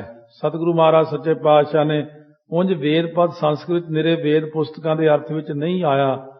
ਵੇਦ ਦਾ ਅਰਥ ਹੁੰਦਾ ਹੈ ਜਿਸ ਪ੍ਰਕਾਰ ਗਿਆਨ। ਸੋ ਇਸ ਤਰ੍ਹਾਂ ਵੇਦ ਦੇ ਕਈ ਭਾਵ ਅਰਥ ਨੇ। ਜੇ ਵੇਦ ਅੱਖਰ ਆ ਵੀ ਜਾਂਦਾ ਤਾਂ ਕਈ ਵਾਰ ਵੇਦਾਂ ਦਾ ਵਾਚਕ ਨਹੀਂ ਹੁੰਦਾ। ਵੇਦ ਦਾ ਅਰਥ ਹੁੰਦਾ ਗਿਆਨ। ਇਸ ਤਰ੍ਹਾਂ ਮਹਾਰਾਜ ਸੱਚੇ ਪਾਤਸ਼ਾਹ ਨੇ ਸੰਸਾਰ ਵਾਸਤੇ ਬੜਾ ਸੁਖੈਨ ਰਚਿਆ। ਪਹਿਲਾਂ ਵੀ ਇਹ ਚਰਚਾ ਤੀਜੇ ਪਾਤਸ਼ਾਹ ਵੇਲੇ ਵੀ ਹੋਈ। ਭਾਈ ਗੁਰਦਾਸ ਜੀ ਵੇਲੇ ਜੋ ਪੰਡਤਾਂ ਨਾਲ ਵਾਹਿਗੁਰੂ ਮੰਤਰ 'ਚ ਚਰਚਾ ਜਿਹੜੀ ਹੋਈ ਹੈ, ਵਾਹਿਗੁਰੂ ਗੁਰਮੰਤਰ ਹੈ, ਇਹ ਆਪਣੀਆਂ ਪਹਿਲੀਆਂ 12 ਸੀੜੀਆਂ ਵਿੱਚ ਆਇਆ ਹੋਇਆ ਪ੍ਰਸੰਗ ਵਾਹਿਗੁਰੂ ਗੁਰਮੰਤਰ ਹੈ। ਇਸ ਦੇ ਸਿਰਲੇਖ ਥੱਲੇ ਵੀ ਇਹ ਆਪਾਂ ਨੇ ਸਾਰੀ ਜਿਹੜੀ ਚਰਚਾ ਹੋਈ ਸੀ, ਪੰਡਤਾਂ ਨੇ ਪੁੱਛਿਆ ਸੀ, ਤਾਂ ਉਹ ਸਾਰੀ ਚਰਚਾ ਕਰਕੇ ਦੱਸੀ ਵੀ ਸੀ। ਦੋਹਰਾ ਨਿੰਦਕ ਜੇ ਨਿੰਦਾ ਕਰਹਿ ਕੀਰਤ ਸੋਟ ਨ ਹੋਏ। ਜੇ ਹੁਣ ਮਹਾਰਾਜ ਸੱਚੇ ਪਾਤਸ਼ਾਹ ਦੀ ਕੋਈ ਨਿੰਦਾ ਕਰਦਾ, ਗੁਰੂ ਘਰ ਦੀ ਕਰਦਾ, ਕੀ ਕੀਰਤੀ ਛੋਟੀ ਹੋ ਜਾਂਦੀ ਹੈ? ਕੁਝ ਵੀ ਨਹੀਂ ਹੁੰਦਾ, ਕੋਈ ਫਰਕ ਨਹੀਂ ਪੈਣ ਲੱਗਿਆ। ਨਿੰਦਕ ਆਪਣਾ ਆਪ ਬਚਾਓ ਜੇ ਬਚਾਇਆ ਜਾਂਦਾ ਤੁਹਾਡੇ ਤੋਂ। ਜਿਉ ਦੁਰਾਏ ਸਸ ਪਤਰ ਸੋ ਛਾਦਿਓ ਜਾਏ ਨ ਸੋਏ। ਹੁਣ ਜਿਸ ਤਰੀਕੇ ਦੇ ਨਾਲ ਕਹਿੰਦੇ ਨੇ ਚੰਦਰਮਾ ਹੈ, ਜੇ ਉਹਨੂੰ ਕੋਈ ਲੁਕਾ ਲਵੇ ਤੇ ਪੱਤਾ ਮੂਹਰੇ ਕਰੇ, ਵੱਡਾ ਸਾਰਾ ਪੱਤਾ ਕਰੇ, ਥਾਲੀ ਕਰਕੇ ਮੂਹਰੇ ਲੁਕੋ ਲਵੇ, ਜੀ ਮੈਂ ਚੰਦਰਮਾ ਲੁਕੋ ਲਿਆ। ਚੰਦਰਮਾ ਮੂਹਰੇ ਭਾਵੇਂ ਕਿੱਡਾ ਹੀ ਬੱਦਲ ਵੀ ਆ ਜਾਵੇ, ਚੰਦਰਮਾ ਨੂੰ ਕੋਈ ਲੁਕੋ ਸਕਦਾ, ਸੂਰਜ ਨੂੰ ਕੋਈ ਲੁਕੋ ਸਕਦਾ। ਇਸ ਕਰਕੇ ਗੁਰੂ ਨਾਨਕ ਸਾਹਿਬ ਦੀ ਉਪਮਾ ਨੂੰ ਕੁਝ ਸਮੇਂ ਲਈ ਕੋਲ ਇੱਧਰ ਉੱਧਰ ਕਰ ਸਕਦੇ ਆ, ਪਰ ਲੁਕੋ ਨਹੀਂ ਸਕਦੇ। ਜਿੰਨੀ ਟੱਕਰ ਲਈ ਜਾਂਦੇ ਨੇ ਓਨਾ ਹੀ ਨੁਕਸਾਨ ਆਪਣਾ ਕਰਾਈ ਜਾਂਦੇ ਨੇ। ਹੋਰ ਲਓ, ਜ਼ਿਆਦਾ ਟੱਕਰ ਲਓ, ਚੰਗਾ ਵਧੀਆ, ਛੇਤੀ ਹੋਈ ਮੁੱਕ ਜਾਓਗੇ। ਜੋ ਪਈ ਜਿਉ ਰਬ ਕੋ ਆਲੂਕ ਮੁਖ ਨਿੰਦ ਹੈ। ਜਿਵੇਂ ਕਹਿੰਦੇ ਨੇ ਰੱਬ ਜਿਹੜਾ ਸੂਰਜ ਹੁੰਦਾ ਹੈ, ਉਹਨੂੰ ਉਲੂਕ ਜਿਹੜਾ ਉੱਲੂ ਹੁੰਦਾ ਹੈ, ਉਹ ਸੂਰਜ ਦੀ ਨਿੰਦਾ ਕਰੀ ਜਾਂਦਾ ਵੀ ਸੂਰਜ ਕੀ ਚੀਜ਼ ਆ ਮੇਰੇ ਸਾਹਮਣੇ। ਅੰਧ ਹੋਏ ਨਿਜ ਲੋਚਨ ਮੁੰਦ ਹੈ। ਕਹਿੰਦੇ ਜਦੋਂ ਅੰਨਾ ਹੋ ਜਾਂਦਾ ਸੂਰਜ ਨੂੰ ਦੇਖ ਕੇ ਉਹ ਆਪਣੀਆਂ ਅੱਖਾਂ ਬੰਦ ਕਰ ਲੈਂਦਾ ਹੈ। ਮਾਰ ਤੰਡ ਘਟ ਹੋਏ ਨਾ ਜਾਈ। ਹੁਣ ਕੀ ਉੱਲੂ ਆਪਣੀਆਂ ਅੱਖਾਂ ਬੰਦ ਜਦੋਂ ਕਰ ਲੈਂਦਾ ਕਿ ਸੂਰਜ ਵੀ ਖਤਮ ਹੋ ਜਾਂਦਾ। ਕਿ ਜਿਵੇਂ ਕਬੂਤਰ ਜਿਹੜਾ ਘੁੰਮਦਾ ਫਿਰਦਾ, ਜਿੱਥੇ ਉੱਥੇ ਬਿੱਲੀ ਆ ਜਾਏ ਜੇ ਕਦੇ, ਕਬੂਤਰ ਉੱਥੇ ਅੱਖਾਂ ਬੰਦ ਕਰਕੇ ਘੁੰਮਣ ਜੇ ਲੱਗ ਜਾਂਦਾ। ਕਬੂਤਰ ਕਹਿੰਦਾ ਬਿੱਲੀ ਨੇ ਮੈਨੂੰ ਦੇਖਿਆ ਹੀ ਨਹੀਂ, ਇਹ ਨਹੀਂ ਮੈਨੂੰ ਫੜ ਸਕਦੀ, ਕਿਉਂਕਿ ਬਿੱਲੀ ਜਿਹੜੀ ਆ ਉਹ ਘਾਤ ਲਾ ਕੇ ਬੈਠਦੀ, ਕਬੂਤਰ ਅੱਖਾਂ ਬੰਦ ਕਰਕੇ ਗੇੜੇ ਕੱਢਣ ਲੱਗ ਜਾਂਦਾ, ਬਿੱਲੀ ਨੂੰ ਹੋਰ ਸੌਖਾ ਹੋ ਜਾਂਦਾ। ਇਹ ਮੈਂ ਆਪ ਤਮਾਸ਼ਾ ਦੇਖਿਆ ਹੋਇਆ ਪਿੰਡਾਂ 'ਚ। ਸੋ ਇਹ ਤਾਂ ਮੈਨੂੰ ਪਤਾ, ਮੈਨੂੰ ਪਹਿਲਾਂ ਨਹੀਂ ਸੀ ਪਤਾ। ਜਦੋਂ ਕੋਠੇ ਦੇ ਉੱਤੇ ਅਸੀਂ ਖੇਡਦੇ ਛੋਟੇ ਹੁੰਦੇ, ਪੁਰਾਣੀਆਂ ਮਾਈਆਂ ਕੋਠੇ ਉੱਤੇ ਕਣਕ ਕੁਣ ਸੁਕਾਉਣੀਆਂ, ਤਾਂ ਕਬੂਤਰ ਜਿਹੜਾ ਸੀ ਘੁੰਮੀ ਜਾਵੇ ਅੱਖਾਂ ਬੰਦ ਕਰਕੇ, ਬਿੱਲੀ ਪਰੇ ਘਾਤ ਲਾ ਕੇ ਬੈਠੀ। ਤਾਂ ਮੇਰੀ ਦਾਦੀ ਕਹਿਣ ਲੱਗੀ, ਪੁੱਤ ਆ ਕਬੂਤਰ ਨੂੰ ਉਡਾ ਦੇ, ਬਿੱਲੀ ਨੇ ਖਾ ਜਾਣਾ, ਘੁੰਮੀ ਜਾਂਦਾ ਅੱਖਾਂ ਬੰਦ ਕਰਕੇ। ਕਿਉਂ ਕਬੂਤਰ ਅੱਖਾਂ ਬੰਦ ਕਰ ਲੈਂਦਾ ਬਿੱਲੀ ਨੂੰ ਦੇਖ ਕੇ, ਕਹਿੰਦਾ ਬਿੱਲੀ ਹੈ ਹੀ ਨਹੀਂ, ਏਦਾਂ ਕਿਤੇ ਸਰਦਾ ਕਹਿ ਕੇ। ਇਸ ਕਰਕੇ ਉੱਲੂ ਜੇ ਅੱਖਾਂ ਬੰਦ ਕਰ ਲਵੇ, ਉਹਨੂੰ ਦਿਖਣੋਂ ਹਟ ਜੇ, ਕਹਿੰਦਾ ਸੂਰਜ ਬਸ ਖਤਮ ਹੋ ਗਿਆ, ਸੂਰਜ ਕਿਤੇ ਖਤਮ ਹੋ ਗਿਆ। ਇਸ ਤਰ੍ਹਾਂ ਮਹਾਰਾਜ ਸੱਚੇ ਪਾਤਸ਼ਾਹ ਦੇ ਪਿਆਰੇ ਉਪਮਾ ਕਰਦੇ ਨੇ। ਨਿੰਦਕ ਜਿਹੜੇ ਨੇ ਉਹ ਗੁਰੂ ਨਾਨਕ ਸਾਹਿਬ ਨਿੰਦਾ ਕਰਦੇ ਨੇ, ਉਪਮਾ ਘਟਾਉਣ ਦਾ ਯਤਨ ਕਰਦੇ ਨੇ, ਕਈ ਕੁਛ ਕਰਦੇ ਨੇ, ਕਈ ਕੁਛ ਕਰ ਚੁੱਕੇ ਨੇ, ਫਿਰ ਘਟਾ ਲਈ। ਕੁਛ ਨਹੀਂ ਘਟਣਾ ਹੈ ਇੱਥੇ, ਇੱਥੇ ਸਾਰਿਆਂ ਨੇ ਹੀ ਘਟ ਜਾਣਾ। ਗੁਰੂ ਨਾਨਕ ਸਾਹਿਬ ਦੀ ਤਾਂ ਦਿਨੋਂ ਦਿਨ ਵਡਿਆਈ ਵਧੇਗੀ। ਦੀਪਤ ਸਭ ਲੋਕਨ ਸੁਖਦਾਈ। ਸੋ ਇਸ ਕਰਕੇ ਦੀਪਤ ਹੁੰਦਾ, ਪ੍ਰਕਾਸ਼ਮਾਨ ਹੁੰਦਾ ਸੂਰਜ, ਸਾਰਿਆਂ ਲੋਕਾਂ ਨੂੰ ਸੁਖ ਦਿੰਦਾ ਹੈ। ਜਿਉ ਨਾਨਕ ਕੀਰਤ ਪ੍ਰਕਾਸ਼ੇ। ਇਸੇ ਤਰ੍ਹਾਂ ਗੁਰੂ ਨਾਨਕ ਸਾਹਿਬ ਦੀ ਜਿਹੜੀ ਕੀਰਤੀ ਹੈ, ਮਹਿਮਾ ਸਾਰੇ ਤਿੰਨਾਂ ਲੋਕਾਂ ਬ੍ਰਹਿਮੰਡਾਂ ਦੇ ਵਿੱਚ ਪ੍ਰਕਾਸ਼ਮਾਨ ਹੈ। ਦਿਪਤ ਜਹਾਂ ਤਹਿ ਨਿੰਦਕ ਨਾਸੇ। ਜਿੱਥੇ ਕਿੱਥੇ ਜਿਹੜਾ ਨਾਸ਼ ਹੋਏ ਨੇ ਨਿੰਦਕ, ਕਾਹਦੇ ਨਾਲ?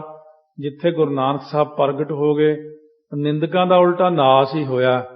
ਗੁਰੂ ਨਾਨਕ ਸਾਹਿਬ ਦੀ ਨਿੰਦਾ ਕਰਨ ਵਾਲਾ, ਜਿਵੇਂ ਬਸੰਤ ਬਾਬਾ ਹਰਨਾਮ ਸਿੰਘ ਜੀ ਦੇ ਜੀਵਨ ਵਿੱਚ ਤੇ ਇਹ ਚੀਜ਼ ਆਉਂਦੀ ਨਹੀਂ, ਮੈਨੂੰ ਉਹਨਾਂ ਨੇ ਆਪ ਦੱਸਿਆ ਸੀ। ਕਹਿੰਦੇ ਇੱਕ ਵਾਰੀ ਕੋਈ ਸਾਡਾ ਮਾੜਾ ਮੋਟਾ ਦੂਰੋਂ ਰਿਸ਼ਤੇਦਾਰ ਸੀਗਾ, ਕਹਿੰਦੇ ਮੈਂ ਆਖਿਆ ਚੱਲ ਮੈਂ ਉਹਦੀ ਅਰਦਾਸ ਹੀ ਕਰਦੇ ਆ, ਬਿਮਾਰ ਹੈ।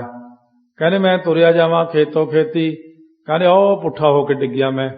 ਇਹ ਕੀ ਹੋ ਗਿਆ? ਕਹਿੰਦੇ ਮੈਂ ਜਦ ਦੇਖਿਆ ਥੱਲੇ ਡਿੱਗਿਆ, ਉੱਤੇ ਸ਼ਹੀਦ ਸਿੰਘ 2 ਖੜੇ। ਕਹਿੰਦੇ ਓਏ ਕਿਹਦੀ ਅਰਦਾਸ ਕਰ ਚੱਲਿਆ ਤੂੰ? ਉਹ ਜਿਹੜਾ ਗੁਰੂ ਨਾਨਕ ਸਾਹਿਬ ਦੀ ਨਿੰਦਿਆ ਕਰਦਾ ਹੁੰਦਾ ਸੀ ਉਹਦੀ ਅਰਦਾਸ ਕਰਨਾ। ਉਹ ਜਿਹੜਾ ਸਟੇਜਾਂ ਤੇ ਖੜ ਖੜ ਕੇ ਮਹਾਰਾਜ ਦੀ ਨਿੰਦਿਆ ਕਰਦਾ ਸੀ ਉਹਦੀ ਅਰਦਾਸ ਕਰਨ ਚੱਲਿਆ। ਦੱਸੀਏ ਤੈਨੂੰ ਪਤਾ? ਕਹਿੰਦਾ ਮਹਾਰਾਜ ਮੈਥੋਂ ਗਲਤੀ ਹੋ ਗਈ, ਮੈਨੂੰ ਪਤਾ ਨਹੀਂ ਸੀ ਉਹ ਨਿੰਦਕ ਹੈ। ਕਹਿੰਦੇ ਖਬਰਦਾਰ ਜਿਹਦੀ ਨਿੰਦਾ ਜਾ ਕਰਕੇ ਤੂੰ ਅਰਦਾਸ ਕੀਤੀ ਨਿੰਦਕ ਦੀ। ਇਸ ਕਰਕੇ ਹੈ ਵੀ ਜਿਹੜਾ ਬੰਦਾ ਨਿੰਦਕ ਹੈ ਉਹ ਇਹ ਸਮਝਦਾ ਵੀ ਮੇਰਾ ਕਿਸੇ ਨੂੰ ਪਤਾ ਹੀ ਨਹੀਂ ਲੱਗਿਆ। ਉਹ ਕੈਮਰਾ ਪਰਮੇਸ਼ਰ ਦਾ ਏਡਾ ਵੱਡਾ, ਪਰਮੇਸ਼ਰ ਦੀ ਰਿਕਾਰਡਿੰਗ ਹੁੰਦੀ ਰਹੀ ਨਾਲ ਨਾਲ, ਜੋ ਜੋ ਆਪਾਂ ਬੋਲਦੇ ਹਾਂ, ਜਿੰਨੀ ਆਪਾਂ ਉਪਮਾ ਕਰਦੇ ਹਾਂ ਇਹ ਵੀ ਨਾਲ ਰਿਕਾਰਡ ਹੁੰਦੀ ਹੈ, ਤੇ ਜਿੰਨੀ ਕੋਈ ਨਿੰਦਾ ਕਰਦਾ ਉਹ ਵੀ ਰਿਕਾਰਡ ਹੁੰਦੀ ਹੈ। ਜਾਣਾ ਤਾਂ ਉੱਥੇ ਹੀ ਆ, ਲੇਖਾ ਹੋਰ ਕਿਤੇ ਵੱਖਰੇ ਥਾਂ ਦੇਣ ਜਾਣਾ ਤੁਸੀਂ? ਲੇਖਾ ਤਾਂ ਗੁਰੂ ਨਾਨਕ ਦੇ ਦਰ ਤੇ ਹੀ ਦੇਣਾ ਪੈਣਾ ਨਾ ਜਾ ਕੇ। ਇਸ ਕਰਕੇ ਧਰਮ ਰਾਜੇ ਕੋਲ ਹੀ ਜਾਣਾ, ਹੋਰ ਕਿੱਥੇ ਜਾਣਾ? ਤਾਂ ਸੱਚੇ ਪਾਤਸ਼ਾਹ ਕਹਿੰਦੇ ਲੇਖਾ ਤਾਂ ਦੇਣਾ ਹੀ ਪੈਣਾ। ਫਿਰ ਆਸ਼ਰਮ ਵਰਨ ਚਤੁਰ ਵਿਸਤਾਰਾ, ਚਾਰੇ ਵਰਨ ਮੁਰਾਦ ਭਾਵ ਸਾਰੇ ਜਿਹੜੇ ਨੇ ਖੱਤਰੀ, ਬ੍ਰਾਹਮਣ, ਸੂਦ, ਵੈਸ, ਇਹਨਾਂ ਚਾਰਾਂ ਦਾ ਵਿਸਥਾਰ ਕੀਤਾ ਹੈ।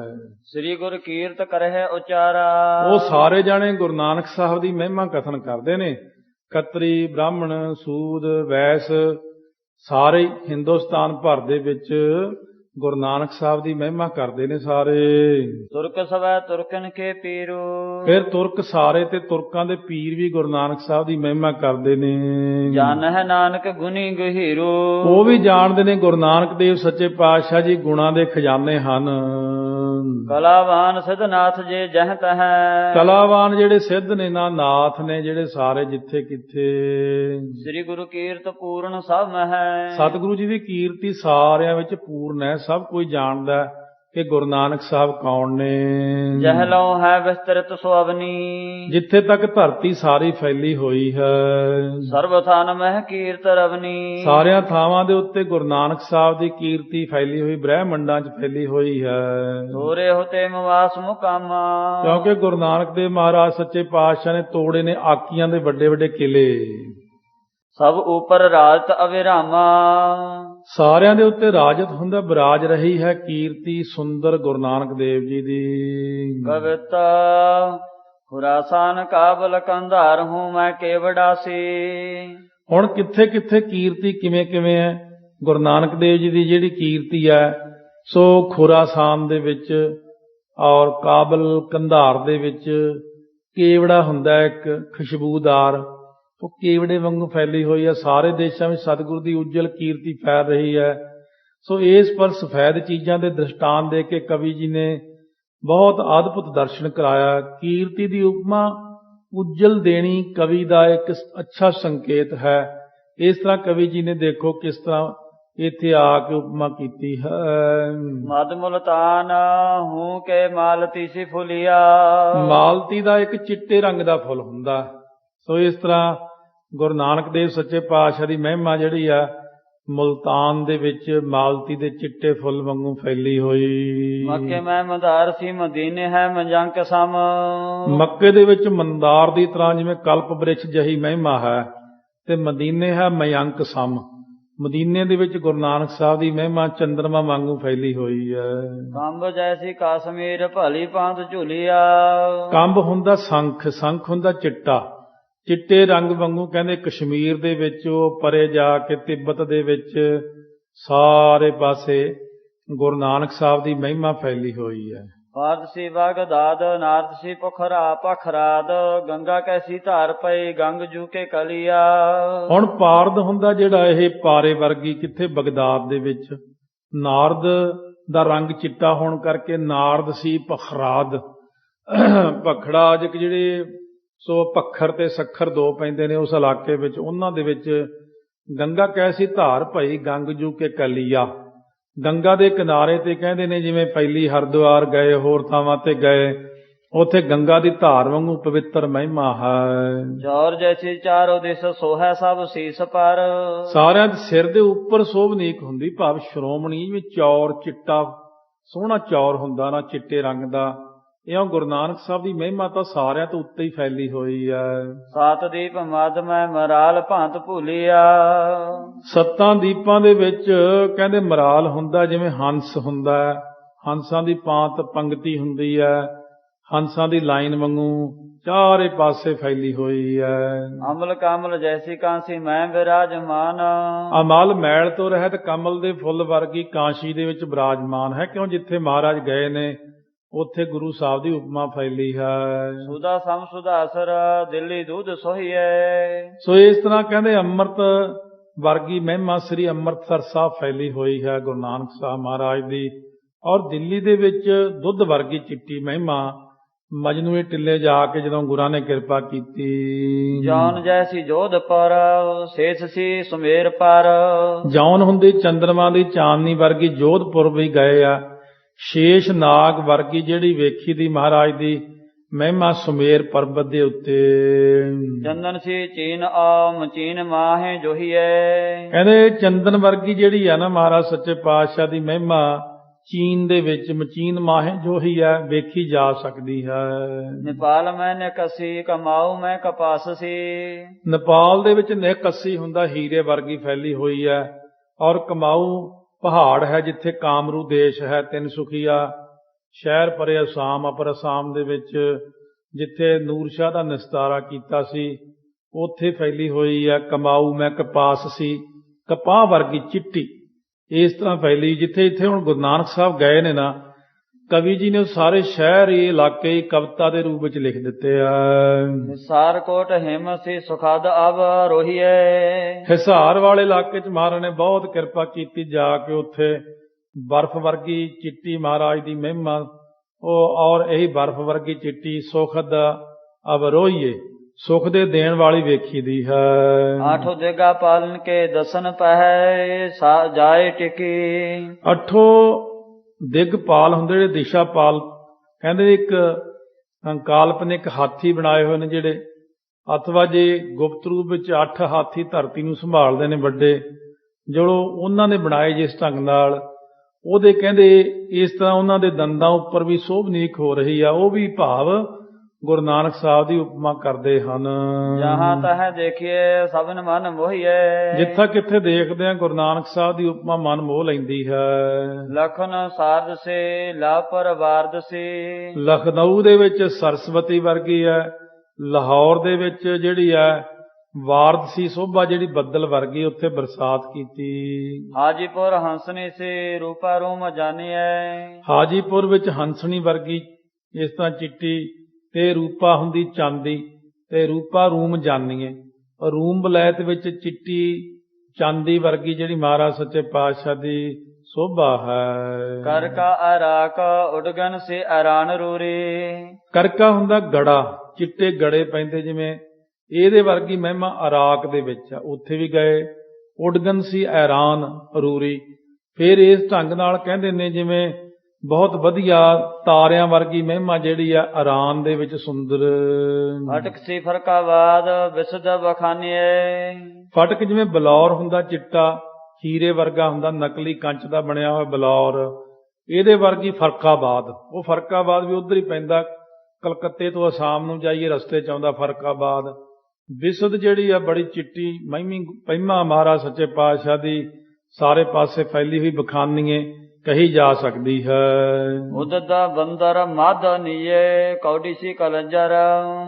ਸੋ ਉਦਦ ਬੰਦਰ ਤੋਂ ਭਾਵ ਕਹੀ ਸਮੁੰਦਰ ਦੇ ਜਿਹੜੇ ਹੈ ਬੰਦਰਾਂ ਤੇ ਮਦ ਉਦਦੀ ਸੀ ਭਾਵ ਹੁੰਦੀ ਹੈ। ਸੋ ਵੀਰ ਸਮੁੰਦਰ ਵਰਗੀ ਖੀਰ ਸਮੁੰਦਰ ਚਿੱਟੇ ਰੰਗ ਦਾ ਹੁੰਦਾ।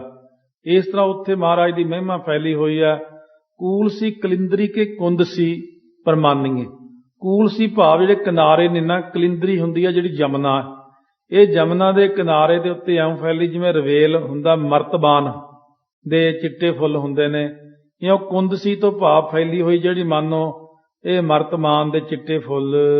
ਕੌਂਡੇ ਸੀ ਕਲਿੰਜਰ ਸਭਨ ਸੁਖ ਰਦਨ ਸੀ ਨਾਨਕ ਕੀ ਕੀਰਤ ਸੰਤੋਖ ਸਿੰਘ ਗਾਨੀਐ। ਸੋ ਇਸ ਤਰ੍ਹਾਂ ਕਹਿੰਦੇ ਸਫੈਦ ਕੌਡੀ ਵਰਗੀ। ਕੌਡੇ ਸੀ ਕਲਿੰਜਰ ਤੋਂ ਭਾਵ ਇੱਕ ਦੇਸ਼ ਦਾ ਨਾਂ ਉੱਥੇ ਕੌਡੀ ਵਰਗੀ ਚਿੱਟੀ ਫੈਲੀ ਮਹਿਮਾ ਸਭਨ ਮੁਖ ਰਦਨ ਸੀ ਸਾਰਿਆਂ ਦੇ ਮੂੰਹ ਵਿੱਚ ਜਿਵੇਂ ਦੰਦਾਂ ਵਰਗੀ ਚਿੱਟੀ ਮਹਿਮਾ ਫੈਲੀ ਸਾਰੇ ਲੋਕ ਮਹਿਮਾ ਕਰਦੇ ਨੇ। ਨਾਨਕ ਕੀ ਕੀਰਤ ਸੰਤੋਖ ਸਿੰਘ ਗਾਨੀਏ। ਗੁਰੂ ਨਾਨਕ ਦੇਵ ਜੀ ਦੀ ਮਹਿਮਾ ਕਵੀ ਸੰਤੋਖ ਸਿੰਘ ਜੀ ਕਹਿੰਦੇ ਮੈਂ ਇਉਂ ਗਾਈ ਤੁਹਾਡੇ ਸਾਹਮਣੇ। ਦੋਹਰਾ ਦਸ ਦਿਸ ਹਿੰਦੂ ਤੁਰਕ ਮੈਂ ਘਰ ਘਰ ਦੇਸ ਵਿਦੇਸ। ਦਸੋ ਦਿਸ਼ਾ ਦੇ ਵਿੱਚ, ਹਿੰਦੂਆਂ ਵਿੱਚ, ਤੁਰਕਾਂ ਵਿੱਚ, ਘਰਾਂ ਘਰਾਂ ਦੇ ਵਿੱਚ, ਦੇਸ਼ਾਂ ਵਿਦੇਸ਼ਾਂ ਦੇ ਵਿੱਚ ਗੁਰੂ ਨਾਨਕ ਸਾਹਿਬ ਦੀ ਮਹਿਮਾ ਫੈਲੀ ਹੋਈ ਹੈ। ਫੁਲਵਾਰੀ ਫੁੱਲੀ ਜੁਹੀ ਮਲਕਾ ਸੁਮਨ ਵਿਸ਼ੇਸ਼। ਫੁਲਵਾਰੀ ਜਿਵੇਂ ਫੁਲਵਾੜੀ ਫੁੱਲੀ ਹੁੰਦੀਆਂ, ਜੂਹੀ ਭਾਵ ਚਿੱਟੇ ਰੰਗ ਦਾ ਇੱਕ ਸੋ ਬਹੁਤ ਸੋਹਣਾ ਫੁੱਲ ਹੁੰਦਾ, ਨਿੱਕਾ ਚੰਬਾ ਕਹਿੰਦੇ ਨੇ ਜਿਹਨੂੰ। ਮਾਲਤੀ ਫੁੱਲ ਤੋਂ ਵੱਧ ਸੋਹਣੀ ਜਿਹੜੀ ਆ ਨਾ, ਗੁਰੂ ਨਾਨਕ ਸਾਹਿਬ ਦੀ ਮਹਿਮਾ ਫੈਲੀ ਹੋਈ ਹੈ। ਜੋ ਪਈ ਅਵਰ ਨਰਨ ਸਰ ਜਨਮ ਸੁਧਾਰੇ। ਸੋ ਸਤਿਗੁਰੂ ਮਹਾਰਾਜ ਸੱਚੇ ਪਾਤਸ਼ਾਹ ਨੇ ਸੰਸਾਰ ਦੇ ਉੱਤੇ ਆ ਕਰਕੇ ਅਵਤਾਰ ਧਾਰਿਆ। ਜੋ ਐਸੇ ਕਹਿ ਸੋ ਕੁੜਿਆਰੇ। ਕਵੀ ਜੀ ਕਹਿੰਦੇ ਨੇ, ਪਰ ਜਿਹੜੇ ਲੋਕ ਇਹ ਕਹਿਣ ਗੁਰੂ ਨਾਨਕ ਸਾਹਿਬ ਨੂੰ ਕਿ ਅਵਰ ਨਰਨ ਸਰ ਜਨਮ ਸੋ ਧਾਰੇ, ਵੀ ਗੁਰੂ ਨਾਨਕ ਦੇਵ ਜੀ ਨੇ ਆਮ ਬੰਦਿਆਂ ਵਾਂਗੂ ਜਨਮ ਧਾਰਿਆ, ਜਿਹੜੇ ਇਉਂ ਕਹਿਣ ਵਾਲੇ ਲੋਕ ਨੇ ਉਹ ਕੂੜਿਆਰੇ ਲੋਕ ਨੇ, ਉਹ ਝੂਠੇ ਲੋਕ ਨੇ, ਉਹ ਗਲਤ ਗੱਲ ਕਹਿ ਰਹੇ ਨੇ। ਸੋ ਨਾਨਕ ਕੋ ਜਾਣਤ ਨਾਹੀ। ਕਿਉਂਕਿ ਉਹ ਗੁਰੂ ਨਾਨਕ ਸਾਹਿਬ ਨੂੰ ਜਾਣਦੇ ਨਹੀਂ ਵੀ ਗੁਰੂ ਨਾਨਕ ਸਾਹਿਬ ਕੌਣ ਨੇ। ਕਹਿ ਗੁਰ ਨਿੰਦਕ ਨਿੰਦਾ ਪਰਾਹੀ। ਕਿਉਂਕਿ ਜਾਂ ਤਾਂ ਫਿਰ ਉਹ ਕਹਿੰਦੇ ਨਿੰਦਾ ਹੀ ਆਖਦੇ ਹਨ ਮਹਾਰਾਜ ਦੀ।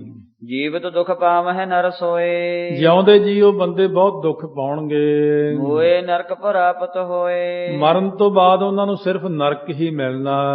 ਨਹਿ ਜਾਣੈ ਕਹਤੇ ਜੋ ਭੂਲੇ। ਜੋ ਮਹਿਮਾ ਜਾਣਦੇ ਨਹੀਂ ਤੇ ਭੁੱਲ ਕੇ ਕਹਿ ਬੈਠਦੇ ਹਨ, ਉਹ ਹੁਣ ਸੁਣ ਕੇ ਅਬ ਸੁਨ ਸੋ ਹੋਵੇ ਅਨਕੂਲੇ। ਜੇ ਉਹਨਾਂ ਨੇ ਇਹ ਕਥਾ ਸੁਣ ਲਈ, ਉਹ ਹੁਣ ਅਨੁਸਾਰੀ ਹੋ ਜਾਣਗੇ। ਜੇ ਗਲਤੀ ਨਾਲ ਕਹਿ ਬੈਠੇ ਆ, ਉਹ ਮੰਨ ਜਾਣ ਬਈ ਗੁਰੂ ਨਾਨਕ ਸਾਹਿਬ ਅਕਾਲ ਪੁਰਖ ਆਪ ਹਨ।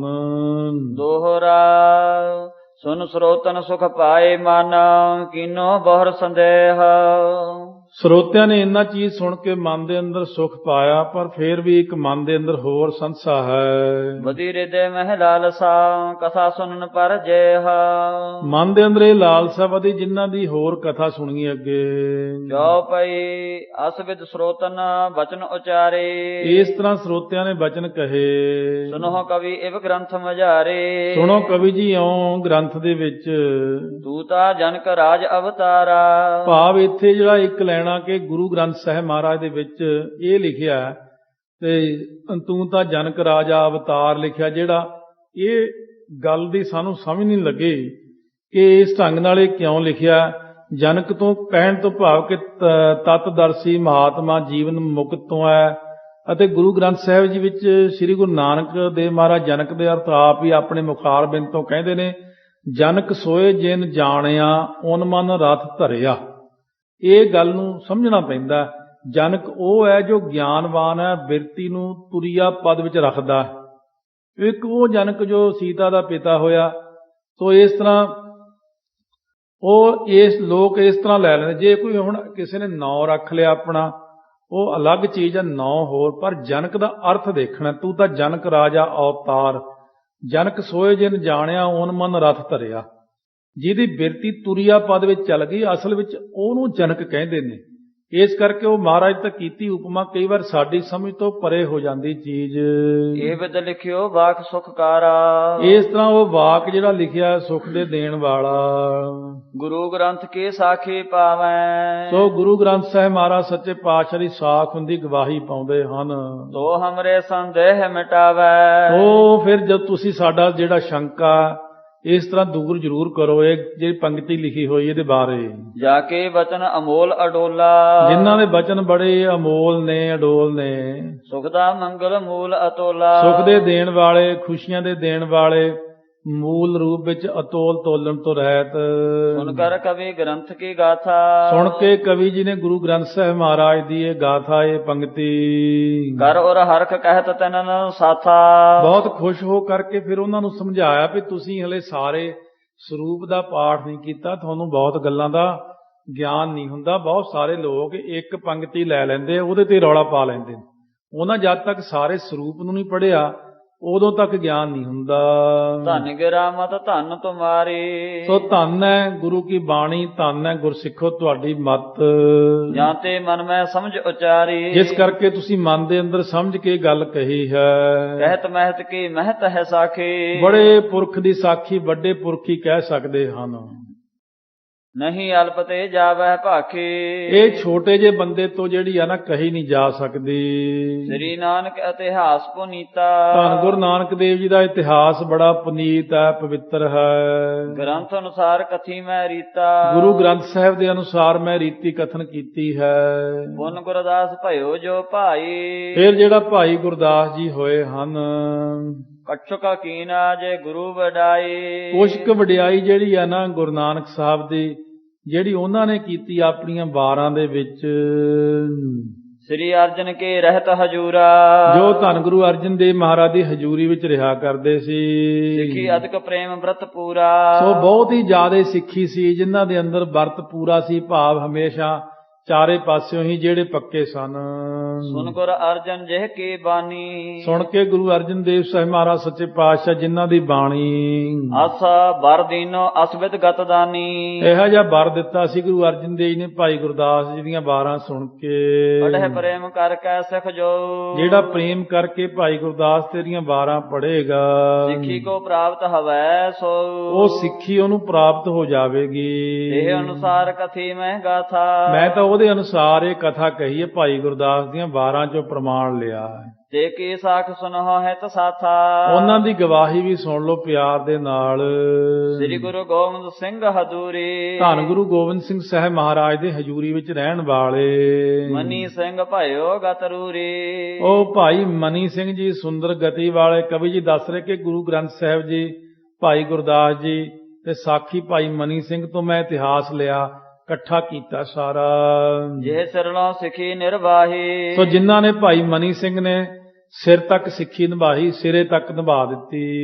ਇਹ ਅਨੁਸਾਰ ਕਥਾ ਮੈਂ ਪ੍ਰਾਹੀ। ਉਹਨਾਂ ਅਨੁਸਾਰ ਮੈਂ ਕਥਾ ਕਹੀ ਆ ਜਿਨ੍ਹਾਂ ਨੇ ਸਿਰ ਲਾਤਾ ਸਿੱਖੀ ਵਾਸਤੇ। ਦਰਸ ਮੈਂ ਸੁਨਹੁ ਗ੍ਰੰਥ ਕੇ ਸਾਖੀ। ਪਹਿਲਾਂ ਗੁਰੂ ਗ੍ਰੰਥ ਸਾਹਿਬ ਮਹਾਰਾਜ ਸੱਚੇ ਪਾਤਸ਼ਾਹ ਦੇ ਬਚਨ ਸ਼ਰਵਣ ਕਰ ਲਓ। ਹਿਰਦੇ ਮੈਂ ਸਰਦਾ ਢਿੱਡ ਰਾਖੀ। ਜਿਨ੍ਹਾਂ ਨੇ ਹਿਰਦੇ ਦੇ ਅੰਦਰ ਬਹੁਤ ਦ੍ਰਿੜਤਾ ਨਾਲ ਸ਼ਰਧਾ ਰੱਖੀ ਹੈ। ਪਹਿਲਾਂ ਗੁਰੂ ਸਾਹਿਬ ਜੀ ਦੇ ਪਾਵਨ ਬਚਨ ਜਿਹੜੇ ਗੁਰੂ ਗ੍ਰੰਥ ਸਾਹਿਬ ਦੇ ਵਿੱਚ ਆਉਂਦੇ ਨੇ, ਸਵਈਏ ਮਹੱਲੇ ਤੀਜੇ ਕੇ, ਸਵਈਏ ਮਹੱਲੇ ਪਹਿਲੇ ਕੇ, ਆਪ ਨਾਰਾਇਣ ਕਲਾ ਧਾਰ ਜਗ ਮਹਿ ਪਰਵਰਿਓ, ਸਤਿਜੁਗ ਤੈ ਮਾਣਿਓ ਛਲਿਓ ਬਲ, ਬਾਵਨ ਭਾਇਓ। ਇਹ ਸਾਰੇ ਬਚਨ ਆਪਾਂ ਹੁਣ ਕੱਲ ਨੂੰ ਸ਼ਰਵਣ ਕਰਾਂਗੇ। ਤੇ ਇਸ ਤਰ੍ਹਾਂ ਇਹਨਾਂ ਦੇ ਅਰਥ ਕੱਲ ਨੂੰ ਸ਼ਰਵਣ ਕਰਾਂਗੇ। ਇਹ 7:15 ਵਜੇ ਤੋਂ ਲੈ ਕੇ 8:30 ਵਜੇ ਤੱਕ ਦਾ ਸਮਾਂ ਹੋਵੇਗਾ। ਸੋ ਅੱਜ ਕਿਉਂਕਿ ਸੰਗਰਾਂਦ ਦਾ ਮਹੀਨਾ ਹੈ, ਇਸ ਕਰਕੇ 12 ਮਾਹ ਦੀ ਸੂਖਮ ਵਿਚਾਰ ਕਰ ਲਈਏ 10 ਮਿੰਟ ਦੇ ਵਿੱਚ। ਫਿਰ ਆਪਾਂ ਸਤਿਗੁਰੂ ਮਹਾਰਾਜ ਦੀ ਕਿਰਪਾ ਸਦਕਾ ਸਮਾਪਤੀ ਕਰਾਂਗੇ। ਆਓ ਮਹਾਰਾਜ ਸੱਚੇ ਪਾਤਸ਼ਾਹ ਬਖਸ਼ਿਸ਼ ਕਰਦੇ ਨੇ ਕਿ ਫਲਗੁਣ ਆਨੰਦ ਉਪਾਰ ਜਨਾ। ਉਪਾਰ ਜਨਾ ਦਾ ਮਤਲਬ ਹੁੰਦਾ ਪੈਦਾ ਹੋਣਾ। ਫੱਗਣ ਦੇ ਮਹੀਨੇ ਦੁਆਰਾ ਫਰਮਾਉਂਦੇ ਹਨ ਇਹ ਬਚਨ ਕਿ ਜੋ ਫਲਗੁਣ ਆਨੰਦ ਉਪਾਰ ਜਨਾ, ਫੱਗਣ ਦੇ ਮਹੀਨੇ ਵਿੱਚ ਜਾਂ ਦੁਆਰਾ ਮਨ ਦੇ ਅੰਦਰ ਜਿਹੜਾ ਆਨੰਦ ਪੈਦਾ ਹੋਇਆ ਨਾ, ਹਰ ਸੱਜਣ ਪ੍ਰਗਟੇ ਆਏ। ਕਦੋਂ? ਜਦੋਂ ਹਰੀ ਰੂਪ ਸੱਜਣ ਹਿਰਦੇ ਦੇ ਵਿੱਚ ਪ੍ਰਕਾਸ਼ਮਾਨ ਹੋ ਗਏ। ਹੈ ਤਾਂ ਪਹਿਲਾਂ ਹੀ, ਪ੍ਰਗਟ ਨਹੀਂ ਹੋਏ। ਹਰੇਕ ਦੇ ਹਿਰਦੇ 'ਚ ਬੈਠੇ ਨੇ ਪ੍ਰਮਾਤਮਾ। ਜਿਵੇਂ ਧਰਤੀ ਥੱਲੇ ਸਾਰੇ ਥਾਈਂ ਪਾਣੀ ਹੈ, ਪਰ ਜਿਹਨੇ ਪੀਣਾ ਉਹ ਥੱਲਿਓਂ ਧਰਤੀ 'ਚੋਂ ਕੱਢ ਕੇ ਪ੍ਰਗਟ ਕਰ ਲੈਂਦਾ ਪਾਣੀ ਨੂੰ। ਇਸੇ ਤਰ੍ਹਾਂ ਪ੍ਰਗਟ ਕਰਨਾ ਹਿਰਦੇ ਦੇ ਅੰਦਰ ਅਭਿਆਸ ਕਰਕੇ। ਇਹਦੇ ਲਈ ਸਾਨੂੰ ਸਹਾਇਤਾ ਲੈਣੀ ਪੈਣੀ ਰੱਬ ਦੇ ਪਿਆਰਿਆਂ ਦੀ। ਸੰਤ ਸਹਾਈ RAM ਕੇ ਕਰ ਕਿਰਪਾ ਦੀਆ ਮਿਲਾਏ। ਸੰਤ ਜਿਹੜੇ ਸੀ ਉਹ ਪ੍ਰਮਾਤਮਾ ਨੂੰ ਮਿਲਾਉਣ ਵਿੱਚ ਸਹਾਈ ਹੋਏ। ਉਹਨਾਂ ਨੇ ਕਿਰਪਾ ਕਰਕੇ ਸਾਨੂੰ ਸਹੀ ਸੇਧ ਦੇਤੀ। ਭਈ ਨਾਮਦਾਨ ਜਿਹੜਾ ਪਹਿਲਾਂ ਸਤਿਗੁਰਾਂ ਦੀ ਹਜ਼ੂਰੀ 'ਚ 5 ਪਿਆਰਿਆਂ ਤੋਂ ਅੰਮ੍ਰਿਤ ਛਕ ਲਓ। ਅੰਮ੍ਰਿਤ ਛਕ ਕੇ ਗੁਰਾਂ ਤੋਂ ਗੁਰਮੰਤਰ ਲੈ ਕੇ ਫਿਰ ਤੁਸੀਂ ਅਭਿਆਸ ਕਰਨਾ ਇਹਦਾ। ਫਿਰ ਸੰਤਾਂ ਮਹਾਤਮਾ ਨੇ ਅੱਗੇ ਤਰੀਕੇ ਦੱਸੇ। ਗੁਰੂ ਗ੍ਰੰਥ ਸਾਹਿਬ ਦੀ ਸੰਥਿਆ, ਸੇਵਾ, ਕਥਾ, ਵਾਰਤਾ, ਇਤਿਹਾਸ ਸਭ ਕੁਝ ਦੱਸਿਆ। ਇਉਂ ਸਹਾਈ ਹੋਏ ਨੇ। ਕਿਰਪਾ ਕਰਕੇ ਉਹਨਾਂ ਨੇ ਫਿਰ ਹੌਲੀ ਹੌਲੀ ਪਰਮਾਤਮਾ ਦੇ ਨਾਲ ਸਾਨੂੰ ਮਿਲਾ ਦਿੱਤਾ। ਸੇਜ ਸੁਹਾਵੀ ਸਰਬ ਸੁਖ, ਅੰਦਰਲੀ ਅੰਤਸ਼ਕਰਨ ਰੂਪੀ ਸੇਜਾ ਬਣਾ ਲਈਏ ਪਹਿਲਾਂ, ਜਿੱਥੇ ਪ੍ਰਗਟ ਕਰਨਾ ਵਾਹਿਗੁਰੂ ਨੂੰ, ਜਿੱਥੇ ਅਕਾਲ ਪੁਰਖ ਨੇ ਪ੍ਰਕਾਸ਼ਮਾਨ ਹੋਣਾ। ਜੇ ਉਹ ਸੇਜਾ ਹੀ ਨਹੀਂ ਚੰਗੀ, ਉੱਥੇ ਉਹਨਾਂ ਨੇ ਆਉਣਾ ਹੀ ਨਹੀਂ। ਫਿਰ ਜੇ ਗੁਰੂ ਗ੍ਰੰਥ ਸਾਹਿਬ ਦਾ ਸਰੂਪ ਆਪਾਂ ਕਹਿੰਦੇ ਵੈਸੀ ਮਹਾਰਾਜ ਚਰਨ ਘਰੇ ਪਵਾਉਣੇ ਨੇ, ਫਿਰ ਕਮਰਾ ਬਿਲਕੁਲ ਸਾਫ਼ ਸਫਾਈ, ਪ੍ਰਕਾਸ਼ ਕਰਨ ਤੋਂ ਪਹਿਲਾਂ ਧੋ ਧੁਆਈ, ਧੂਫ ਬੱਤੀ, ਪੂਰੀ ਤਿਆਰੀ, ਚਾਨਣੀ ਲਾ ਕੇ ਪੀੜਾ ਸਾਹਿਬ ਸੁਸ਼ੋਭਿਤ ਕਰਕੇ ਸਾਰਾ ਕੁਝ ਤਿਆਰੀ ਕਰਕੇ ਫੇਰ ਸਰੂਪ ਲੈ ਕੇ ਜਾਂਦੇ ਹਾਂ। ਮਹਾਰਾਜ ਕਹਿੰਦੇ ਇਸੇ ਤਰ੍ਹਾਂ ਹਿਰਦੇ ਅੰਦਰ ਜੇ ਪ੍ਰਕਾਸ਼ ਕਰਨਾ ਹੈ, ਪਹਿਲਾਂ ਉੱਥੇ ਤਿਆਰੀ ਤਾਂ ਕਰ ਲਓ।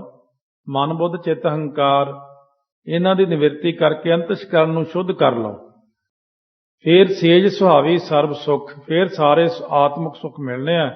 ਹੁਣ ਦੁੱਖਾਂ ਨਾਹੀਂ ਜਾਏ, ਦੁੱਖਾਂ ਲਈ ਹੁਣ ਕੋਈ ਜਾਏ ਨਹੀਂ, ਜਗ੍ਹਾ ਨਹੀਂ ਹੈ ਅੰਦਰ, ਕਿਉਂਕਿ ਅੰਦਰ ਸੁੱਖ ਹੀ ਸੁੱਖ ਪ੍ਰਗਟ ਹੋ ਗਏ। ਸੂਰਜ ਚੜ੍ਹਿਆ ਆਇਆ, ਹਨੇਰੀ ਨੂੰ ਕੋਈ ਥਾਂ ਹੀ ਨਹੀਂ ਰਹੀ, ਭੱਜ ਗਿਆ ਹਨੇਰਾ, ਦੌੜ ਗਿਆ। ਇੱਛ ਪੁੰਨੀ ਵਡਭਾਗਣੀ ਵਰ ਪਾਇਆ ਹਰ ਰਾਏ, ਹਰੀ ਜੋ ਰਾਏ ਰਾਜਾ ਰੂਪ ਪ੍ਰਕਾਸ਼ ਰੂਪ ਪਰਮਾਤਮਾ ਪ੍ਰਾਪਤ ਕਰ ਲਿਆ। ਵਡਭਾਗਣੀਆਂ ਦੀ ਇੱਛਾ ਪੂਰੀ ਹੋ ਗਈ, ਵੱਡਿਆਂ ਭਾਗਾਂ ਵਾਲੀਆਂ ਦੀ ਮਿਲ ਸਹੀਆਂ, ਮੰਗਲ ਗਾਵੀ ਗੀਤ ਗੋਵਿੰਦ ਅਲਾਏ। ਸਾਰੀਆਂ ਬ੍ਰਹਮ ਗਿਆਨੀ ਜਾਂ ਜਗਿਆਸੂ ਰੂਪ ਸਹੀਆਂ ਮਿਲ ਕੇ ਖੁਸ਼ੀ ਦੇ ਸ਼ਬਦ ਪੜ੍ਹਦੀਆਂ ਨੇ। ਸ਼ੁਕਰ ਹੈ ਹਮ ਕਰ ਸਾਜਨ ਆਏ, ਸਾਚਾ ਮੇਲ ਮਿਲਾਏ। ਮੇਰੇ ਹਿਰਦੇ 'ਚ ਪ੍ਰਕਾਸ਼ਮਾਨ ਹੋ ਗਿਆ ਪ੍ਰਮਾਤਮਾ। ਨਸ ਵੰਝੋ ਕਿਲ ਵਿਖੋ ਕਰਤਾ ਘਰ ਆਇਆ, ਦੂਤਹਿ ਦਹਨ ਭਇਆ ਗੋਬਿੰਦ ਪ੍ਰਗਟਾਇਆ। ਹਰ ਜਿਹਾ ਅਵਰ ਨ ਦਿਸਈ, ਕੋਈ ਦੂਜਾ ਲਵੈ ਨ ਲਾਏ। ਵਾਹਿਗੁਰੂ ਵਰਗਾ ਹੋਰ ਕੌਣ ਦਿਸਦਾ ਜਿਹਨੂੰ ਅਸੀਂ ਉਹਦੇ ਲਵੈ ਲਾ ਦਈਏ, ਸਦਰਸ ਕਰ ਦਈਏ। ਜਿਵੇਂ ਹੁਣੇ ਗੁਰੂ ਨਾਨਕ ਸਾਹਿਬ ਦੀ ਉਪਮਾ ਬਰਾਬਰ ਕਵੀ ਜੀ ਕਹਿੰਦੇ ਕਿਹਦੀ ਉਪਮਾ ਕਰ ਦਈਏ ਵੀ ਫਲਾਨਾ ਗੁਰੂ ਨਾਨਕ ਸਾਹਿਬ ਵਰਗਾ ਸੀ ਜਾਂ ਉਹਦੇ ਵਰਗੇ ਸੀ ਮਹਾਰਾਜ। ਉਹ ਤਾਂ ਤੇਰੀ ਉਪਮਾ ਤੋਂ ਇਹ ਬਣੇ ਆਵਾ ਹੀ ਕਹਿ ਸਕਦੇ ਆ। ਹਲਤ ਪਲਤ ਸਵਾਰਿਓ ਨੇਚਲ ਦਿੱਤੀਆਂ ਨ ਜਾਏ, ਨੇਚਲ ਥਾਂ ਸਰੂਪ ਰੂਪੀ ਥਾਂ ਦੇਤੀ ਨੇਚਲ। ਲੋਕ ਪਰਲੋਕ ਮਹਾਰਾਜ ਨੇ ਸਾਡਾ ਸਵਾਰ ਦਿੱਤਾ ਹੈ। ਸੰਸਾਰ ਸਾਗਰ ਤੇ ਰੱਖਿਆਨ ਬਹੁੜ ਨਾ ਜਨਮੈ ਧਾਏ, ਉਹਨਾਂ ਨੂੰ ਸੰਸਾਰ ਸਾਗਰ ਤੋਂ ਰੱਖ ਲਿਆ, ਮੁੜ ਕੇ ਹੁਣ ਨਹੀਂ ਜਨਮ ਲੈਣਗੇ, ਨਾ ਹੀ ਧੌਣਗੇ, ਭੱਜਣਗੇ, ਦੌੜਨਗੇ ਕਿਸੇ ਪਾਸੇ ਨੂੰ, ਕਿਉਂਕਿ ਟਿਕਾਓ ਵਿੱਚ ਆ ਗਏ, ਇਕਾਗਰਤਾ 'ਚ ਆ ਗਏ, 84 ਦੇ ਗੇੜੇ 'ਚੋਂ ਕੱਢ ਲੈਣ। ਜੇਵਾ ਏਕ ਅਨੇਕ ਗੁਣ ਤਰੇ ਨਾਨਕ ਚਰਨੀ ਪਾਏ। ਸੋ ਜਿਨ੍ਹਾਂ ਨੇ ਆਪਣੇ ਆਪ ਨੂੰ ਚਰਨੀ ਪਾਇਆ ਉਹ ਤਰ ਗਏ ਨੇ। ਮਹਾਰਾਜ ਤੁਹਾਡੇ ਗੁਣ ਬਹੁਤ ਜ਼ਿਆਦੇ ਨੇ, ਜ਼ੁਬਾਨ ਸਾਡੀ ਇੱਕ ਹੈ। ਸੋ ਜਿਨ੍ਹਾਂ ਨੇ ਆਪਣੇ ਆਪ ਨੂੰ ਚਰਨੀ ਪਾ ਦਿੱਤਾ ਨਿਮਰਤਾ ਸਹਿਤ, ਕਿੰਨੇ ਹੀ ਗੁਣ ਗਾ ਲਈਏ ਅਸੀਂ, ਸਾਰੇ ਗੁਣ ਤੁਹਾਡੇ ਗਾ ਨਹੀਂ ਸਕਦੇ। ਮਹਾਰਾਜ ਫਿਰ ਅਸੀਂ ਕੀ ਕਰੀਏ? ਕਹਿੰਦੇ ਫਲ ਗੁਣ ਨਿਤ ਸਲਾਹੀਐ, ਜਿਸ ਨੋ ਤਿਲ ਨਾ ਤਮਾਏ। ਫੱਗਣ ਦੇ ਮਹੀਨੇ ਦੁਆਰਾ ਕਹਿੰਦੇ ਰੋਜ਼ ਉਹਦੀ ਉਪਮਾ ਕਰਿਆ ਕਰੋ, ਸਵਾਸ ਸਵਾਸ, ਦੂਜੀ ਗੱਲ ਹੀ ਨਾ ਕਰਿਆ ਕਰੋ। ਜਿਹਨੂੰ ਤਿਲ ਜਿੰਨੀ ਵੀ ਤਮਾ ਨਹੀਂ ਹੈ, ਪ੍ਰਮਾਤਮਾ ਨੂੰ ਕੋਈ ਇੱਛਾ ਨਹੀਂ ਤੁਹਾਡੇ ਤੋਂ, ਉਹਨੇ ਕੋਈ ਲੈਣਾ ਨਹੀਂਗਾ, ਉਹਨੇ ਤਾਂ ਦੇਣਾ ਹੀ ਦੇਣਾ ਹੈ। ਇਸ ਕਰਕੇ ਉਸ ਪ੍ਰਮਾਤਮਾ ਨੂੰ ਹਮੇਸ਼ਾ ਹੀ ਸਲਾਹੁੰਦੇ ਰਿਹਾ ਕਰੋ। ਫਿਰ ਮਹਾਰਾਜ ਕੀ ਹੋਵੇਗਾ? ਇਹਦੇ ਨਾਲ ਕੀ ਮਿਲਦਾ? ਜਿਨ ਜਿਨ ਨਾਮ ਤੇ ਆਇਆ ਤਿਨ ਕੇ ਕਾਜ ਸਰੇ। ਜਿਨ੍ਹਾਂ ਜਿਨ੍ਹਾਂ ਨੇ ਵੀ ਨਾਮ ਜਪਿਆ ਅੱਜ ਤੱਕ, ਸਤਿਯੁਗ ਤੋਂ ਲੈ ਕੇ ਦੇਖ ਲਓ ਭਾਈ, ਸਾਰੇ ਕੰਮ ਬਣੇ ਉਹਨਾਂ ਦੇ। ਹਰ ਗੁਰਪੂਰਾ ਆਰਾਧਿਆ ਦਰਗਹਿ ਸੱਚ ਖਰੇ। ਉਹ ਦਰਗਾਹ ਦੇ ਵਿੱਚ ਸੱਚੇ ਤੇ ਖਰੇ ਬਣ ਗਏ, ਜਿਨ੍ਹਾਂ ਨੇ ਹਰੀ ਸਰੂਪ ਗੁਰੂ ਦੇ ਰਾਹੀਂ ਪੂਰੇ ਪ੍ਰਮਾਤਮਾ ਦੀ ਆਰਾਧਨਾ ਕੀਤੀ। ਸਰਬ ਸੁੱਖਾਂ ਨਿਤ ਚਰਨ ਹਰ ਭਉਜਲ ਬਿਖਮ ਤਰੇ। ਸਾਰਿਆਂ ਸੁੱਖਾਂ ਦਾ ਖਜ਼ਾਨਾ ਹਰੀ ਦੇ ਚਰਨ ਨੇ। ਜਿਨ੍ਹਾਂ ਨੇ ਉਹ ਚਰਨ ਗ੍ਰਹਿਣ ਕਰ ਲਏ ਨੇ, ਉਹ ਭੈਦਾਇਕ ਸੰਸਾਰ ਸਾਗਰ ਜੋ ਕਠਨ ਹੈ ਉਹ ਤੋਂ ਤਰ ਗਏ ਨੇ। ਪ੍ਰੇਮ ਭਗਤ ਤਿਨ ਪਾਈਆ ਵਿਖਿਆ ਨਾਹਿ ਜਰੇ। ਜਿਨ੍ਹਾਂ ਨੇ ਪਰਮੇਸ਼ਰ ਦੀ ਪ੍ਰੇਮਾ ਭਗਤੀ ਪ੍ਰਾਪਤ ਕਰ ਲਈ, ਉਹ ਜ਼ਹਿਰ ਮਾਇਆ ਜਿਹੜੀ ਵਿਖਿਆ ਨਾਹਿ ਜਰੇ, ਇਹਦੇ ਵਿੱਚ ਸੜੇ ਨਹੀਂ ਹੈ। ਮਾਇਆ ਦੀ ਈਰਖਾ ਤ੍ਰਿਸ਼ਨਾ ਅੱਗ ਵਿੱਚ, ਕਾਮ ਕ੍ਰੋਧ ਦੀ ਅੱਗ ਵਿੱਚ, ਕਿਉਂਕਿ ਉਹਨਾਂ ਦੇ ਹਿਰਦੇ ਅੰਦਰੋਂ ਕੂੜ ਗਏ, ਦੁਬਿਧਾ ਨਸੀ ਪੂਰਨ ਸੱਚ ਭਰੇ। ਜਿਨ੍ਹਾਂ ਦੇ ਹਿਰਦੇ ਵਿੱਚ ਲਬਾਲਬ ਭਰ ਗਿਆ ਪ੍ਰਮਾਤਮਾ ਦਾ ਨਾਮ। ਜਿੱਥੇ ਸਰੋਵਰ ਪੂਰਾ ਭਰ ਜੇ ਨਾਮ ਦਾ ਹਿਰਦੇ 'ਚ, ਉੱਥੋਂ ਝੂਠ ਤੇ ਦੁਬਿਧਾ ਦੋ ਚਿੱਤੀ ਆਪੇ ਮੁੱਕ ਜਾਂਦੀ ਹੈ। ਪਾਰ ਬ੍ਰਹਮ ਪ੍ਰਭ ਸੇਮ ਦੇ ਮਨ ਅੰਦਰ ਏਕ ਧਰੇ। ਉਹ ਮਨ ਦੇ ਅੰਦਰ ਇੱਕ ਨੂੰ ਧਾਰ ਕੇ ਵਸਾ ਕੇ ਨਾ ਪਾਰ ਬ੍ਰਹਮ ਪਰਮੇਸ਼ਰ ਦੀ ਸਿਮਰਨ ਰਾਹੀਂ ਸੇਵਾ ਕਰੀ ਜਾਂਦੇ ਨੇ, ਬਾਣੀ ਰਾਹੀਂ ਸੇਵਾ ਕਰੀ ਜਾਂਦੇ ਨੇ, ਕੀਰਤਨ ਕਥਾ ਰਾਹੀਂ ਸੇਵਾ ਕਰੀ ਜਾਂਦੇ ਨੇ। ਮਹਾਦੇਵ ਸਮੂਰਤ ਭਲੇ ਜਿਸ ਕਉ ਨਦਰ ਕਰੇ। ਜਿਨ੍ਹਾਂ ਉੱਤੇ ਪ੍ਰਮਾਤਮਾ ਨਦਰ ਕਰਦੇ, ਕਿਰਪਾ ਦ੍ਰਿਸ਼ਟੀ ਨਾਲ ਤੱਕਦੇ ਨੇ, ਉਹਨਾਂ ਦੇ ਮਹਾ ਮਹੀਨੇ ਦਿਨ ਮੂਰਤ ਹੁੰਦੇ 2 ਘੜੀਆਂ, ਸਭ ਸਫਲੀਆਂ ਸਫਲੀਆਂ। ਬੇਨਤੀ ਕਰੀਏ ਨਾਨਕ ਮੰਗੈ ਦਰਸ ਦਾਨ, ਕਿਰਪਾ ਕਰੋ ਹਰੇ। ਇਹ ਹਰੀ ਪ੍ਰਮਾਤਮਾ ਸਾਡੇ ਉੱਤੇ ਵੀ ਕਿਰਪਾ ਕਰੋ, ਸਾਨੂੰ ਵੀ ਆਪਣੇ ਦਰਸ਼ਨਾਂ ਦਾਨ ਬਖਸ਼ੋ। ਦਰਸ਼ਨ ਦਿਓ ਕਿਰਪਾ ਕਰਕੇ, ਸਾਡੇ ਹਿਰਦੇ 'ਚ ਵਸੋ, ਸਾਖਿਆਤ ਹੋਵੋ ਦਰਮਾਨ ਦੇ, ਠਾਂਡੇ ਦਰਬਾਰ ਤੁਝ ਬਿਨ ਸੁਰਤ ਕਰੈ ਕੋ ਮੇਰੀ, ਦਰਸ਼ਨ ਦੀਜੈ ਖੋਲ ਕਿਵਾੜ। ਇਉਂ ਕਹਿੰਦੇ ਨੇ ਵਾਹਿਗੁਰੂ ਅੱਗੇ ਬੇਨਤੀ ਕਰੀਏ ਸਾਨੂੰ ਵੀ ਦਰਸ਼ਨ ਬਖਸ਼ਿਸ਼ ਕਰੋ। ਇਉਂ ਇੱਥੇ ਆ ਕੇ ਲਿਖਿਆ 14 ਅਤੇ 1, ਬਾਣੀ ਇੱਕੋ ਹੀ ਹੈ, ਪੌੜੀਆਂ 14 ਨੇ। ਪਹਿਲੀ ਤੇ ਅਖੀਰਲੀ ਪੌੜੀ ਮੰਗਲ ਰੂਪ ਹੈ, 2 12 ਮਹੀਨਿਆਂ ਦੇ ਫਲਾਦੇਸ਼ ਉਚਾਰਨ ਕੀਤੇ ਨੇ, ਉਪਦੇਸ਼ ਦਿੱਤੇ ਨੇ। ਇਸ ਤਰ੍ਹਾਂ ਮਹਾਰਾਜ ਨੇ ਇੱਥੇ ਆ ਕਰਕੇ 12 ਮਾਹਾਂ ਦੀ ਸਮਾਪਤੀ ਕੀਤੀ ਹੈ। ਸੋ ਅਗਲੇ ਮਹੀਨੇ ਫਿਰ ਸਤਿਗੁਰੂ ਕਿਰਪਾ ਕਰਨਗੇ। ਸੋ ਸਾਰਾ ਜਿੰਨਾ ਵੀ ਆਪਾਂ ਨਿਤਨੇਮ ਕਰਦੇ ਹਾਂ ਰੋਜ਼, ਉਹਦੇ ਨਾਲ 12 ਮਾਹਾਂ ਪੜ੍ਹਿਆ ਕਰੋ ਜ਼ਰੂਰ। ਜੇ ਨਹੀਂ ਪੜ੍ਹ ਸਕਦੇ ਤਾਂ ਫੱਗਣ ਦਾ ਮਹੀਨਾ ਪੜ੍ਹ ਲਓ, ਜਿਵੇਂ ਫੱਗਣ ਦਾ ਮਹੀਨਾ, ਇਹਦੇ ਨਾਲ ਵਾਹਿਗੁਰੂ ਦੀ ਕਿਰਪਾ ਰਹਿੰਦੀ। ਨਾਲ ਸਿੱਖਿਆ ਬਹੁਤ ਜ਼ਿਆਦਾ 12 ਮਾਹਾਂ ਦੇ ਵਿੱਚ ਨਾਮਦਾਨ, ਸਿੱਖੀ ਦਾਨ ਅਤੇ ਨਾਲ ਨਾਲ ਦਰਸ਼ਨਾਂ ਦਾ ਦਾਨ, ਬਹੁਤ ਇਹੋ ਜਿਹੇ ਸੁੰਦਰ ਸ਼ਬਦ ਨੇ ਜਿਹਨੂੰ ਪੜ੍ਹ ਕੇ ਆਪਾਂ ਨੂੰ ਬੜੀ ਭਰਪੂਰ ਸਿੱਖਿਆ ਮਿਲਦੀ ਹੈ। ਸਤਿਗੁਰੂ ਕਿਰਪਾ ਕਰਨ, ਬੀਤੇ ਹੋਏ ਸਮੇਂ ਦੀਆਂ ਭੁੱਲਾਂ ਚੁੱਕਾਂ ਦੀ ਮਾਫੀ ਮੰਗੀਏ। ਗਈ ਬਹੋੜ ਬੰਦੀ ਛੋੜ, ਨਿਰੰਕਾਰ ਦੁਖਦਾਰੀ, ਕਰਮ ਨਾ ਜਾਣਾ ਧਰਮ ਨਾ ਜਾਣਾ, ਲੋਭੀ ਮਾਇਆ ਧਾਰੀ, ਨਾਮ ਭਰਿਓ ਭਗਤ ਗੋਬਿੰਦ ਕਾਇ, ਰਾਖੋ ਪੈਜ ਤੁਮਾਰੀ। ਹਰ ਜੀਉ ਨਿਮਾਣਿਆ ਤੂੰ ਮਾਣ, ਨਚੀਜਿਆਂ ਚੀਜ਼ ਕਰੇ ਮੇਰਾ ਗੋਬਿੰਦ, ਤੇਰੀ ਕੁਦਰਤ ਕਉ ਕੁਰਬਾਨ। ਜੈਸਾ ਬਾਲਕ ਭਾਏ ਸੁਭਾਈ, ਲੱਖ ਅਪਰਾਧ ਕਮਾਵੈ, ਕਰ ਉਪਦੇਸ਼ ਝਿੜਕੇ ਬਹੁ ਭਾਂਤੀ, ਬਹੁੜ ਪਿਤਾ ਗੱਲ ਆਵੈ। ਪਿਛਲੇ ਔਗਣ ਬਖਸ਼ ਲਏ ਪ੍ਰਭ, ਆਗੈ ਮਾਰਗ ਪਾਵੈ। ਹੁਣ ਮਹਾਰਾਜ ਜੀ ਜੋ ਪਿੱਛੇ ਹੋ ਗਿਆ ਸੋ ਹੋ ਗਿਆ, ਪਿਛਲੀਆਂ ਗਲਤੀਆਂ ਦੀ ਮਾਫੀ ਦੇ ਦਿਓ। ਆਉਣ ਵਾਲਾ ਮਹੀਨਾ ਸਾਡਾ ਭਗਤੀ ਕਰਦਿਆਂ, ਬਾਣੀ ਪੜ੍ਹਦਿਆਂ ਬਤੀਤ ਹੋਵੇ, ਸਾਡੇ ਉੱਤੇ ਇਹੀ ਕਿਰਪਾ ਕਰੋ, ਮਿਹਰ ਭਰਿਆ ਹੱਥ ਰੱਖੋ। ਸੋ ਕੱਲ੍ਹ ਨੂੰ ਸਮੇਂ ਸਿਰ ਪਹੁੰਚ ਕੇ ਸਾਧ ਸੰਗਤ ਲਾਹਾ ਉਠਾਏਗੀ। 7:15 ਤੋਂ 8:30 ਵਜੇ ਤੱਕ ਸਤਿਗੁਰੂ ਦੀ ਬਖਸ਼ਿਸ਼ ਦਾ ਸਦਕਾ ਫਿਰ ਇਤਿਹਾਸ ਸਰਵਣ ਕਰਾਂਗੇ। ਪਿਆਰ ਨਾਲ ਸਿਮਰਨ ਕਰੀਏ। ਵਾਹਿਗੁਰੂ ਵਾਹਿਗੁਰੂ ਵਾਹਿਗੁਰੂ ਵਾਹਿਗੁਰੂ ਵਾਹਿਗੁਰੂ ਵਾਹਿਗੁਰੂ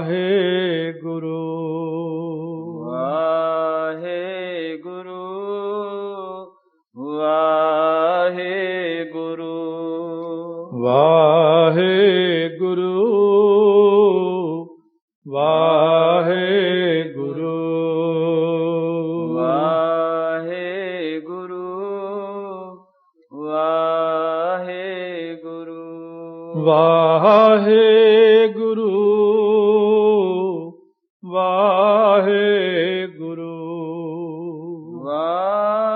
ਵਾਹਿਗੁਰੂ ਵਾਹਿਗੁਰੂ ਵਾਹਿਗੁਰੂ